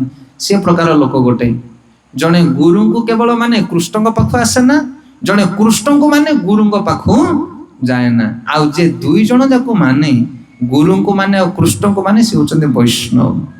ସେଥିପାଇଁ ବୈଷ୍ଣବ ମାର୍ଗରେ ଯଦି ଆମେ ଯିବା, ଗୁରୁଙ୍କ ନିର୍ଦ୍ଦେଶରେ ଯଦି ଆମେ ଜଗନ୍ନାଥଙ୍କ ସେବା କରିବା ତାହେଲେ ସେଟା ହଉଛି ରାଇଟ୍ ୱେ। କଣ ବୁଝିପାରିଲେ? ଆପଣ ମାନେ ଆସୁଛନ୍ତି ଜଗନ୍ନାଥଙ୍କ ସେବା କରିବା ପାଇଁ, ଜଗନ୍ନାଥଙ୍କ ପ୍ରସନ୍ନତା ବିଷୟରେ ଆପଣ ଜାଣିଛନ୍ତି କି? ନା, ଲୋକେ କରୁଛନ୍ତି, ଆମେ କରୁଛୁ, କିନ୍ତୁ ଜଗନ୍ନାଥଙ୍କ ସେବା ବିଧି କଣ, ପୂଜାର୍ଚ୍ଚନାର ନିୟମ କଣ, ଜଗନ୍ନାଥ କିଏ, ସେ କେମିତି ପ୍ରସନ୍ନ ହେବେ, ଏସବୁ ଗୁରୁ ଗ୍ରହଣ କଲେ ଏସବୁ ତତ୍ତ୍ୱକୁ ଆମେ ବୁଝିପାରିବା। ତେଣୁ ଗୁରୁ ଗ୍ରହଣ କରିବା ନିହାତି ଆବଶ୍ୟକ। ଗୁରୁଙ୍କ ବିଷୟରେ ଅନେକ କଥା ଅଛି, ଟପିକ ରହିଯିବ ସବୁ ପଛକୁ ପଛ। ଆମର ଇସ୍କନରେ ସବୁ ମନ୍ଦିର ମାନଙ୍କରେ 4:15 4ଟା ଅଧେ ଭିତରେ ମଙ୍ଗଳ ଆରତୀ ହୁଏ। ଯେକୌଣସି ଇସ୍କନ ମନ୍ଦିର ଯାଉଛନ୍ତି ଯାଆନ୍ତୁ, 4ଟା ଅଧେ ଭିତରେ ଗୋଟେ ମଙ୍ଗଳ ଆରତୀ ହବ। ଭଗବାନଙ୍କ ଆଗରେ, ବିଗ୍ରହଙ୍କ ଆଗରେ ଧୂପ ଦୀପ 7 ପ୍ରକାର ନୈବେଦ୍ୟ ନେଇକି ଭଗବାନଙ୍କୁ ଭୋଗ ଲଗାଯିବ, ତାଙ୍କୁ ଆରତୀ କରାଯିବ, ଆଲଟ ଚାମର ଧୂପ ଦୀପ ଅର୍ଘ୍ୟ ଇତ୍ୟାଦିରେ। ଆଉ ଗୋଟେ ଗୀତ ଗାନ କରାଯାଏ, ତାକୁ କୁହାଯାଏ ଗୁରୁବାଷ୍ଟକମ୍। ଭଗବାନଙ୍କ ଆଗରେ ସକାଳୁ ସକାଳୁ ଗୁରୁଙ୍କର ଗୁଣ ଗାନ କରାଯାଏ, ସେଥିରେ ଭଗବାନ ବହୁତ ପ୍ରସନ୍ନ ହୁଅନ୍ତି। ଗୋଟିଏ ପଂକ୍ତି ଗାଇବା, ସଂସାର ଦାବା ନଲଲିଢ ଲୋକ ତ୍ରାଣାୟ କାରୁଣ୍ୟ ଘନ ଘନ ପ୍ରାପ୍ତସ୍ୟ କଲ୍ୟାଣ ଗୁଣାର୍ଣବସ୍ୟ ବନ୍ଦେ ଗୁରୁ ଶ୍ରୀ ଚରଣାରବିନ୍ଦ ବନ୍ଦେ ଗୁରୁ ଶ୍ରୀ ଚରଣାରବିନ୍ଦ ବନ୍ଦେ ଗୁରୁ ଶ୍ରୀ ଚରଣାରବିନ୍ଦ ବନ୍ଦେ ଗୁରୁ ଶ୍ରୀ ଚରଣାରବିନ୍ଦ ବନ୍ଦେ ଗୁରୁ ଶ୍ରୀ ଚରଣାରବିନ୍ଦ। ଆଚାର୍ଯ୍ୟ କହୁଛନ୍ତି ସଂସାର ଦାବା ନଳଲୀଢ ଲୋକ ତ୍ରାଣାୟ କାରୁଣ୍ୟ ଘନା ଘନତ୍ୱଂ ପ୍ରାପ୍ତସ୍ୟ କଲ୍ୟାଣ ଗୁଣାର୍ଣବସ୍ୟ ବନ୍ଦେ ଗୁରୁ ଶ୍ରୀ ଚରଣାରବିନ୍ଦ। ଭଗବତ ତତ୍ତ୍ୱ ବିଷୟରେ ବୁଝିବା ପୂର୍ବରୁ ଜଣେ ଜୀବ ଗୁରୁ ତତ୍ତ୍ୱ ବିଷୟରେ ବୁଝିବା ଦରକାର, କାରଣ ଜଣେ ଉପଯୁକ୍ତ ଗୁରୁ ପାଇଲେ ଯାଇ ସେ ଭଗବତ ତତ୍ତ୍ୱ ବିଷୟରେ ବୁଝିପାରିବ। ସେଥିପାଇଁ ଗୁରୁ ତତ୍ତ୍ୱ ବହୁତ ଗହନାକୁ ବୁଝିବା ଦରକାର ସମସ୍ତଙ୍କ ପାଇଁ। ଆଚାର୍ଯ୍ୟ କହୁଛନ୍ତି ସଂସାର ଦାବାନଳ। ଦାବାନଳ ମାନେ କଣ? ଦାବାନଳ କାହାକୁ କୁହାଯାଏ? ଜଙ୍ଗଲର ଅଗ୍ନି କି ଦାବାନଳ କୁହାଯାଏ। ଆଉ ବଡ ବାନଳ କାହାକୁ କୁହାଯାଏ? ସମୁଦ୍ର ଭିତର ଅନଳକୁ ବଡ ବାନଳ ବୋଲି କୁହାଯାଏ। ସେଥିପାଇଁ ଦାବାଗ୍ନି ମାନେ ଜଙ୍ଗଲ ଭିତରର ଅଗ୍ନି। ଯେତେବେଳେ ଜଙ୍ଗଲ ପାହାଡ ଉପରେ ନିଆଁ ଲାଗିଯାଏ ସେତେବେଳେ ଜୀବମାନେ ସବୁ ଛଟପଟ ହେଇକି ମରନ୍ତି, କାରଣ ସେଇଠି ପାଣିର ସୁବିଧା ନାହିଁ। କିଏ ଯିବ ସେଠିକି ଆଜ୍ଞା ପାଣି ପକେଇବା ପାଇଁ? ଜଙ୍ଗଲ ଉପରକୁ କିଏ ଯାଇପାରିବେ କି? ନା ନା, ଇଏ ଦମକଳ ବାଲା ସେଇଠି ପହଞ୍ଚିବେ ପାହାଡ ଉପରେ। ସେଥିପାଇଁ କହୁଛନ୍ତି ଏଇ ସଂସାରଟା ହଉଛି ଦାବାଗ୍ନି ଭଳିଆ, ଏଠି ସମସ୍ତେ ଜଳୁଛନ୍ତି, ପ୍ରତି ଘରେ ଘରେ ନିଆଁ ଲାଗିଛି, ପ୍ରତ୍ୟେକଙ୍କ ହୃଦୟରେ ନିଆଁ ଲାଗିଛି, ସମସ୍ତେ ସନ୍ତାପିତ ଦୁଃଖିତ, ହଁ କି ନାଇଁ? ଆଚ୍ଛା, ଜଙ୍ଗଲ ନିଆଁ ଲିଭିବ କେମିତି? ନା ଯଦି ବର୍ଷା ହୁଏ, ଘନା ଘନ, ଘନା ମାନେ ବହଳିଆ, ଘନ ମାନେ ବର୍ଷା, ଯଦି ବର୍ଷା ହୁଏ ପ୍ରବଳ ମାତ୍ରାରେ ତାହେଲେ ଜଙ୍ଗଲର ଅଗ୍ନି ଲିଭିଯାଏ। ଆଚ୍ଛା, ବର୍ଷା କୋଉଠୁ ହୁଏ? ନା ମେଘରୁ ବର୍ଷା ହୁଏ। ଆଚାର୍ଯ୍ୟ ମାନେ କହୁଛନ୍ତି ଏଇ ଜଙ୍ଗଲ ହଉଛି ଅଗ୍ନି, ନିଆଁ ଜଳୁଛି, ଜଙ୍ଗଲ ଅଗ୍ନି, ସଂସାର ଯାକ ନିଆଁ ଜଳୁଛି। ଆଉ ଗୁରୁ ହଉଛନ୍ତି ମେଘ, ଆଉ ଭଗବାନ ହଉଛନ୍ତି ସିନ୍ଧୁ ସାଗର, କରୁଣା ସାଗର ଭଗବାନ। ଗୁରୁ କଣ କରନ୍ତି? ନା ଭଗବାନଙ୍କର ସେବା କରି ତାଙ୍କର କୃପାକୁ ଆଣି ଏଇ ଜଗତର ଲୋକମାନଙ୍କ ଉପରେ ବର୍ଷଣ କରନ୍ତି। ଆନାଲୋଜି ବୁଝିପାରୁଛନ୍ତି ଉଦାହରଣଟା? ଭଗବାନଙ୍କର ସେବା କରନ୍ତି ଗୁରୁ, ତାଙ୍କର ସଂସାର ବୋଲି କିଛି ନଥାଏ, ରାତିରୁ ରାତି ପର୍ଯ୍ୟନ୍ତ ହରିଚିନ୍ତାରେ ସେମାନେ ଥାନ୍ତି। କିଏ? ଗୁରୁ ମାନେ। ଆଉ ସେମାନେ କଣ କରନ୍ତି? ନା ଭଗବାନଙ୍କର ସେବା କରନ୍ତି, ଆଉ ଜଗତକୁ ଆସନ୍ତି ଯେତେବେଳେ ଜଗତ ଲୋକମାନଙ୍କୁ କୃପା ବିତରଣ କରନ୍ତି, ସେଇଥିପାଇଁ ଆସନ୍ତି, ତାଙ୍କର ଅଲଗା କିଛି କାମ ନଥାଏ। ଯେମିତି ବର୍ଷା ହେଲେ ସମସ୍ତେ ଶାନ୍ତି ହେଇଯାଆନ୍ତି, ଅଗ୍ନି ଲିଭିଯାଏ, ସେମିତି ବୈଷ୍ଣବ ମାନଙ୍କ ମୁଖରୁ ହରି କଥା ଶୁଣିଲେ এই জীবন হৃদয়ের প্রবল শান্তি, প্রবল আনন্দ আসে। জীবনের যে প্রকার দুঃখ থাও না কাহিঁকি, ঘর পরিবারর দুঃখ হও, শারীরিক হও, সামাজিক হও, অর্থনৈতিক হও, যে কৌশি দুঃখ তার সমাধান গুরু যোগাই দিয়ନ୍ତି। গুরুଙ୍କ পাখରେ ସବୁ ସୂତ୍ର ରହିଛି। ତେଣୁ ଉପଯୁକ୍ତ ଗୁରୁଙ୍କ ସହିତ ଆମେ ଯଦି ସମ୍ପର୍କ ରଖିବା ତାହେଲେ ଆମ ଜୀବନର ଯୋଉ ଜ୍ୱାଳା ତାକୁ ଗୁରୁ ବ୍ରେକ୍ ଦେଇପାରିବେ। ଗୁରୁ ତମକୁ ମନ୍ତ୍ର ପାଠ করে দেখি ভস্ম দেই দেবেনি, গুরুଙ୍କ ହାତରୁ ମହୁ ଝରେଇ ଦେବେନି, ସିଏ ଗୁରୁ ନୁହନ୍ତି, ସେ ଠକାମି ଗୁରୁ। ଗୁରୁ କିଏ? ନା ଯିଏ ତୁମକୁ ନେଇ ଭଗବାନଙ୍କ ଚରଣରେ ସେବାରେ ଲଗେଇ ଦେବେ, ସିଏ ହଉଛନ୍ତି ଗୁରୁ। ଆଠଟା ଶ୍ଲୋକ ଅଛି ଅଷ୍ଟକମ୍, ଯେମିତି ଆମେ ଜଗନ୍ନାଥ ଅଷ୍ଟକମ୍ ପଢୁଛେ, କେବେ ପଢିକି ଦେଖିବେ ଗୁରୁବାଷ୍ଟକମ୍। ଶ୍ରୀ ବିଗ୍ରହରା ଧନ ନିତ୍ୟ ନାନା ଶୃଙ୍ଗାର ତନ ମନ୍ଦିର ମାର୍ଜନାରୁ ଶ୍ରୀ ବିଗ୍ରହରା ଧନ ନିତ୍ୟ ନାନା ଶୃଙ୍ଗାର ତନ ମନ୍ଦିର ମାର୍ଜନାରୁ যুক্তাস্য ভক্তা সনিঞ্জতোপি বন্দে গুরু শ্রী চরণারবিন্দ যুক্তাস্য ভক্তা সনিঞ্জতোপি বন্দে গুরু শ্রী চরণারবিন্দ। গুরু কোন করନ୍ତି না শ্রী বিগ্রহ আরাধনা নিত্য নানা। গুরুଙ୍କର କାମ ହେଲା ସକାଳୁ ବ୍ରହ୍ମ ମୁହୂର୍ତ୍ତରେ ଉଠି ସ୍ନାନ କରିବେ, ଭଗବାନଙ୍କର ନାମ ଜପ କରିବେ, ଆଉ ବିଗ୍ରହଙ୍କୁ ଶୃଙ୍ଗାର କରିବେ। କିଏ କରୁଛନ୍ତି? ଜ୍ଞାନ କହିବା ବାଲା ଆଜ୍ଞା ବହୁତ ଆମେ ଦେଖିଛୁ। ହରିବୋଲ। ଏ ଜ୍ଞାନ କାମ କରିବନି। ସଦାଚାରୀ କେତେ ଅଛ ତମେ? ତମ ଜୀବନରେ ଆଚରଣ କେତେ କରୁଛ ତମେ? ଗୁରୁ ହଉଛନ୍ତି ସେଇମାନେ ଯୋଉମାନେ ସକାଳ ପାଇଲେ ଜଗନ୍ନାଥଙ୍କର ବିଗ୍ରହଙ୍କର ସେବା କରନ୍ତି। କେତେ ଜଣ ଗୁରୁ ସେବା କରୁଛନ୍ତି ମତେ କହୁନା? କେତେ ଜଣ ଅଛନ୍ତି? ଆମର ଜଣେ ଗୁରୁ ମହାରାଜ ଥିଲେ ଦିଲ୍ଲୀରେ, ଗୋପାଳ କୃଷ୍ଣ ଗୋସ୍ୱାମୀ ମହାରାଜ। ପରମ ପୂଜ୍ୟ ଗୋପାଳ କୃଷ୍ଣ ଗୋସ୍ୱାମୀ ମହାରାଜ, ସେ ରାତିରେ ସ୍ୱପ୍ନରେ ମଧ୍ୟ ହାତ ତାଙ୍କର ଏମିତି ଏମିତି ବୁଲୁଥାଏ। ଏମିତି ଗୋଟେ ଦିନ ଯାଏନି ଯୋଉ ଦିନ ସେ ବିଗ୍ରହ ସେବା କରିନାହାନ୍ତି। ସେ ଯଦି ଫ୍ଲାଇଟରେ ଯାଉଥିବେ ତାଙ୍କ ପାଖରେ ଗୋଟେ ଅଲ୍ଟର ରଖିଥାନ୍ତି ସେ, ଆଉ ସେଇଠି ଅଲ୍ଟରକୁ ବାହାର କରିକି ତାଙ୍କୁ ଧୂପ ଦୀପ ଦେଇକି ସେ ପ୍ରଣାମ କରନ୍ତି, ତୁଳସୀ ଦେଇକି। ସେଥିପାଇଁ ଗୁରୁଙ୍କର କାମ ହେଲା ପ୍ରତିଦିନ ଭଗବାନଙ୍କର ସେବା କରିବେ। ଆଉ କଣ କରିବେ ନା ଯୋଉମାନେ ତାଙ୍କ ପାଖକୁ ଆସିବେ ତାଙ୍କୁ ବିଗ୍ରହଙ୍କ ସେବାରେ ଲଗେଇବେ। କିନ୍ତୁ ଆଜିକାଲି ଗୁରୁମାନେ ନା ବିଗ୍ରହଙ୍କ ସେବା କରୁଛନ୍ତି, ଆଉ ଯୋଉମାନେ ଆସୁଛନ୍ତି ତାଙ୍କୁ ନିଜ ସେବାରେ ଲଗାଉଛନ୍ତି। ହରିବୋଲ। ସିଏ ଗୁରୁ ନୁହନ୍ତି, ସିଏ ତ ଖାଲରେ ପଡିବେ, ତମେ ବି ଖାଲରେ ପଡିବ। ବୁଝିବା ପାଇଁ ଗୋଟେ ଉଦାହରଣ ଦଉଛି ଶୁଣ। ପଇଡ ପିଉଛ କି ନାଇଁ? ପଇଡ ଗୋଟେ ଷ୍ଟ୍ର ବୁଡେଇକି ଆମେ ଟାଣିକି ପିଉନେ କି? ସେ ପଇଡ ହଉଛନ୍ତି ଭଗବାନ, ଆଉ ଷ୍ଟ୍ର ହଉଛନ୍ତି ଗୁରୁ। ଯଦି ଷ୍ଟ୍ର ପାଖରୁ ପଇଡ ଚାଲି ଯାଇଛି ତାହେଲେ ସେଥିରୁ ରସ ବାହାରିବ ନାହିଁ। କଣ ବୁଝିପାରୁଛ ନା ନାଇଁ? ଯୋଉ ଗୁରୁ ଭଗବାନଙ୍କର ସେବା କରନ୍ତି ନାହିଁ, ହରିନାମ କରନ୍ତି ନାହିଁ, ବିଗ୍ରହଙ୍କର ଅର୍ଚନ କରନ୍ତି ନାହିଁ, ସେଇ ଗୁରୁଙ୍କର ସେବା କଲେ ତାଙ୍କଠାରୁ ତମେ କିଛି ପାଇବ ନାହିଁ। ଫାଙ୍କା ଗୁରୁ। କଣ ବୁଝିପାରୁଛନ୍ତି? ସେଥିପାଇଁ ଯଦି ପଇଡ ସହିତ ଷ୍ଟ୍ରଟା ଯୁକ୍ତ ଅଛି ତାହେଲେ ଷ୍ଟ୍ରକୁ ପାଟିରେ ଦେଲେ ପଇଡ ପାଣି ଭିତରକୁ ଆସିବ। କଣ ବୁଝିପାରୁଛନ୍ତି? ହରିବୋଲ। ସେଥିପାଇଁ ଗୁରୁ ଯଦି ଭଗବାନଙ୍କର ସେବା କରୁଥିବେ ତାହେଲେ ତୁମେ ତାଙ୍କ ସେବା କଲେ ଭଗବାନଙ୍କ କୃପାଟା ପାଇବ। ଆଜିକାଲି ଆମେ ଗୁରୁଙ୍କର ଆଳୟକୁ ଗଲେ ଗୁରୁଙ୍କ ପାଖରେ ବିଗ୍ରହ ନାହାନ୍ତି, ଗୁରୁ ଉଠୁଛନ୍ତି 8ଟା ବେଳକୁ। ହରିବୋଲ। ଗୁରୁ ଉଠୁଛନ୍ତି 8ଟା ବେଳକୁ, କଳିଯୁଗର ଗୁରୁ। ଆଉ ତାଙ୍କ ଭିତରେ ଯାହା ବଦଗୁଣ ଅଛି ଆମେ ତାହା ବର୍ଣ୍ଣନା କରିବାକୁ କ୍ଷମା ଚାହୁଁଛୁ। ଆଚାର୍ଯ୍ୟ କହୁଛନ୍ତି ବାଚ ବେଗ, ମନ ବେଗ, କ୍ରୋଧ ବେଗ, ଜିହ୍ୱା ବେଗ। ଆଜିକାଲି ଯେଡେ ପଣ୍ଡିତ ହେଲେ ମଧ୍ୟ ଆଗେ ହରିବୋଲ ଟିକେ ଗୁଟୁକା ନ ପକେଇଲେ, ପାନ ନ ଚୋବେଇଲେ ଜ୍ଞାନ ବାହାରିବନି। ଯେ ଗୁରୁ ସେ କୌଣସି ପ୍ରକାର ନଶା ଖାଇପାରିବେ ନାହିଁ। ନିଜର ବାଣୀ, ନିଜର ମନ, ନିଜ କାୟକୁ ସେ କଣ୍ଟ୍ରୋଲ କରିକି ରଖିବେ। ଷଢ଼ ବେଗକୁ ଯିଏ ଦମନ କରିଥିବେ ସେ ହଉଛନ୍ତି ଗୁରୁ। ମାପକାଠି ପକେଇଦେଲେ ସବୁ ସାଇଯିବେ ଆଜ୍ଞା। ଆମେ ଜାଣିନେ, ଶାସ୍ତ୍ର ପଢିନେ, ସାଧୁ ସଙ୍ଗ କରୁନେ ବୋଲି ଯିଏ ଆସିଲା ତାକୁ ଗୁରୁ ରୂପରେ ଗ୍ରହଣ କରୁଛେ, ଆଉ ପରଦିନ ଦେଖିଲା ସବୁ ଗୁରୁ ଯାଇକି ଜେଲରେ ହାବୁଡି ଗଲେଣି। ହରିବୋଲ। ଏ ଦଶା ଆମ ମାନଙ୍କର କଣ ପାଇଁ? କାରଣ ଆମେ ସାଧୁ ସଙ୍ଗ କରିନେ, ଯାହାକୁ ନାହିଁ ତାକୁ ଗୁରୁ ରୂପରେ ଗ୍ରହଣ କରିଦଉଛେ। ସେଥିପାଇଁ ବଳରାମ ହଉଛନ୍ତି ଗୁରୁ ତତ୍ତ୍ୱ। ସେ ସବୁବେଳେ ଭଗବାନଙ୍କ ପାଖରେ ରହନ୍ତି। ଲକ୍ଷ୍ମଣ ସବୁବେଳେ ରାମଙ୍କ ପାଖରେ ରହନ୍ତି।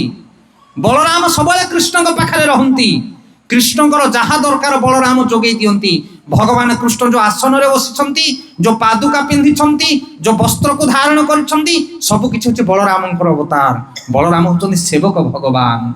ପାଦୁକା, ବସ୍ତ୍ର, ଆଭୂଷଣ, ପଲଙ୍କ ଯାହା କିଛି ଭଗବାନ ବ୍ୟବହାର କରୁଛନ୍ତି, ଭଗବାନ ଯୋଉ ଶୟନରେ ଶୋଇଛନ୍ତି ସେ କିଏ? ଅନନ୍ତ ହଉଛନ୍ତି ସ୍ୱୟଂ ବଳରାମ। ସେଥିପାଇଁ ଭଗବାନଙ୍କର ଯାହା ଦରକାର ତାକୁ କିଏ ଯୋଗାନ୍ତି? ଗୁରୁ ଯୋଗେଇ ଦିଅନ୍ତି। ଆଉ ଆମେ ଯଦି ଗୁରୁଙ୍କ ପଛରେ ଠିଆ ହବା ତାହେଲେ ଆମ ଫୁଲମାଳଟା ଯାଇକି ଭଗବାନଙ୍କ ପାଖରେ ଲାଗିବ। ତମର କଣ ଯୋଗ୍ୟତା ଅଛି ତମ ଫୁଲମାଳ ଜଗନ୍ନାଥ ପିନ୍ଧିବେ? କହିବଟି ଗୋଟେ ଯୋଗ୍ୟତା କୁହ। ନାଇଁ ମୋ ପାଖରେ ଏଇ ଗୁଣଟା ଅଛି। ଆଏ ଦୈନ ଭାବ ଅଛି କି ତମ ପାଖରେ? ଆମ ପାଖରେ ତ ଅହଙ୍କାର ଅଭିମାନ ଭରି ହେଇକି ଅଛି। ଆମର କଣ ଯୋଗ୍ୟତା ଅଛି ଜଗନ୍ନାଥ ଆମ ହାରକୁ ପିନ୍ଧିବେ? ସେଇଥିପାଇଁ ଯୋଉମାନେ ଗୁରୁ ଗ୍ରହଣ କରନ୍ତି ସେମାନଙ୍କର ବସ୍ତୁ को भगवान ग्रहण करती। आपण जानतु जो वैष्णव दीक्षा जो माने नहीं छंती आपण सेमानक घर को जदि जीवे से माने जगन्नाथଙ୍କ सेवा करूछंती आ जगन्नाथଙ୍କର विग्रह तले गुरु परंपरा से माने रखंती से गुरुंकर सेवा करी से माने जगन्नाथଙ୍କ सेवा करंती गुरु को समर्पण करंती गुरु भगवान को समर्पित करंती। ये हूँ विधान शास्त्र रे सब विधान दिया जाइछि किंतु आमे से विधान को जानिने सेथि पई लेटर पहुंचुनी सेठी भगवान को पाखरे आ जो माने गुरु ग्रहण करी भगवान कर भजन करंती सेमानकर निश्चित भाव में परिवर्तन हुए हृदय। हरि भजन करिवार जो मार्ग जो सूत्र ताकू किए शिक्षा दियंती गुरु शिक्षा दियंती। तेणु आम पाखे दक्ष गुरु नाहंती जे गुरु पाइगला ता जीवन में परिवर्तन हेगला। गौर प्रेमानंदे ए जो बसिछंदी धवल वस्त्र परिधान करी तिलक मारिकी आगरे एमाने मध्य आगुर माछ मांस खाउथिले कोन बुझी परछ कि नहीं ना मा पेट्रु वैष्णव सब ना एमाने जेतेले सद्गुरु पाइले उपयुक्त साधु मानकर संग कले तांको संगरे रही कि एमानकर मध्य परिवर्तन हैला हृदय परिशोधित हो जिवो जदि उपयुक्त साधु उपयुक्त गुरुंकर आश्रय आपण नेबे। तेणु बलराम होचंदी गुरु तत्व से जगन्नाथ तांको पाखरे बसिछंदी कारण बलराम को छड़ा जगन्नाथ कोठी सेवा पांदे नाही आ तांको मझिरे अछंदी किए हरि बोल किए अछंदी सुभद्रा माता से होचंदी जोग माया भगवान को दीटा माया गोटे हेले जोग माया आ गोटे हेले महामाया।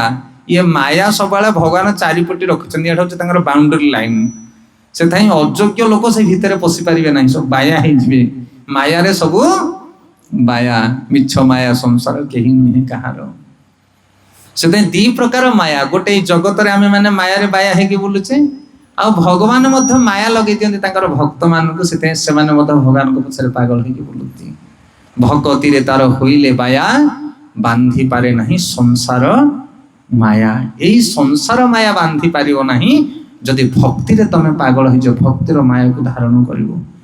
नंद यशोदा कृष्ण को कृष्ण बोली भाबु नथिले भाबुथिले कि से माने कहथिले या मो पुओ काहे कि कारण कृष्ण ताको माया लगे देथिले से की माया से चंदी जोग माया आ आमे माने जो पागल हे के बोलुचे भगवान को मानुने नारी धन पछरे धाइचे आमो की माया लागिची ये महामाया दैवीय सा गुणमयी मम माया दुरंतया मामे बजे प्रपद्यन्ते माया में तरंतिते भगवान कहते जगत भितर मु माया लगे दी सब माया रे बाया माम बजे प्रपद्यन्ते जे मोर सेवा करिवो गुरु ग्रहण करिवो ताहाले ये माया ता ठारू दूरे जीवो ताकू भगवत कृपा माया मिलिबो।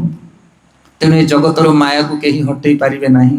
आमे चैलेंज दो लोकन को तमे जते चेष्टा करले भी माछ छाडी पारिबो नाही हरि बोल गंजे छाड़ी पारिबो नाही बीड़ी छाड़ी पारिबो नाही हे कोन इंत कहउछ आज्ञा छाड़ी पारिबो नाही काई देखिया छाड़ीबोटी कान रे गंठी पकई जो आज जते जण खाउछ हरि बोल हां ए बाटरे खोल देकी पळो गला बेले अन्न छाड़ी दबो सिना किंतु खराब अदगुण छाड़ी पारिबो नाही किंतु जे गुरु ग्रहण करिवो साधना भजन ग्रहण करिवो से कृष्णकर कृपा पाइबो ताठन सब छाड़ी पळेबो आज्ञा ताको छाड़िया को पड़िबो नाही। से जगन्नाथ पाखे बलदेव अच्छा गुरु तत्व आ सुभद्रा अच्छा जोग माया माया देवी भगवान निकट सी से दुई तत्व को बुझिले आम जगन्नाथ सेवा करवा। नीलगिरी बसी कौन कर जगन्नाथ देव ना सकल देवी देवता मान सेवा प्रदान करुछंती। जगन्नाथ पेट भोकिला नहीं तमे देले सी खाइबे भावना से आत्म काम आत्मा राम सी से चाहिए कोटिए नारी तांको अंगरु बाहर करिवे तांको जहा दरकार तांको शरीर से प्रकट करै पारिबे किंतु से दया करंती आम मान प्रति आम मानकर सेवा को से स्वीकार करंती आमको कृपा करंती भगवान तांकर सेवा करी आमर शुद्धिकरण होबो। उदाहरण रे आमे कहू जगन्नाथ मंदिर चारिपटी चारि खंड मार्बल जदि आमे पके दबा बोले आमे भाबुचे मार्बल मु पके मो नाडा लिखि दियो सेठी हरि बोल तमे कौन पके चाहे मार्बल जगन्नाथ को मार्बल मिल नथला तमे तांको दया कलो ना कोन वाह वाह वाह जगन्नाथ को दया करिया वाला तमे एई जिंसटा भाबो जे मो भली अयोग्य लोक को जगन्नाथ कृपा करछनी तेनु तांकर मु टिके सेवा पाइची। ब्रह्मा शिव आदि देवता माने जोठी धाड़ी बांधी के रहउछन भगवान को सेवा करिया पई तमरो कोन योग्यता अछि तमे सेवा करियो जगन्नाथ को किंतु तुम भली अथम अयोग्य दिनहीन लोक मानको भगवान कृपा करछन तेणु तुमे खंडे मार्बल तांको दुआरे पकईच एटा होचे तांकर कृपा तम प्रति किंतु आमे कोन भाबुचे मु डेभलप कली मंदिर को मु कली आए तमे कोन कलो कोन अछि तम पाखरे सेथा ए पंक्ति रे कहछन आचार्य भगवान जगन्नाथ समस्त को सेवा दबा पाई बसिछन्ति नीलगिरी रे। हां आपण माने जाई कि तांकर सेवा करंते और आपण माने उद्धार हो जांतु। तांकर उद्धार किछि दरकार नै, तांको तुम कोन देई परियो जगन्नाथ महाप्रभु। तापर चतुर्थ पंक्ति रे लिखुछन्ति कृपा पारवार सजल जलद श्रेणी रुचिर रमाबाणी राम सुर दगण पंकेरु भूख सुरेन्द्र राधा श्रुति गणशिखा गीत चरित जगन्नाथ स्वामी नयन पथगामी भगवतु मे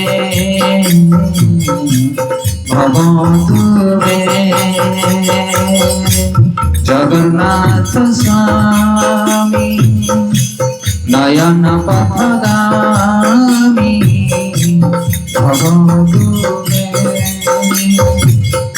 तो आचार्य पंथरे कहते हे दया सागर सजल जलद धर परि जाहंकर अंग कांति जे लक्ष्मी सरस्वती सहित विहार करती जाहंकर बदन मंडल अमल कमल परि शोभा पाई जे समस्त देवगणंकर आराध्य धन एवं वेद पुराण तंत्र आदि शास्त्र समूह जाहंकर चरित्र गान करुछंती सेही प्रभु जगन्नाथ देव मोर नयन पथर पथिक होतु।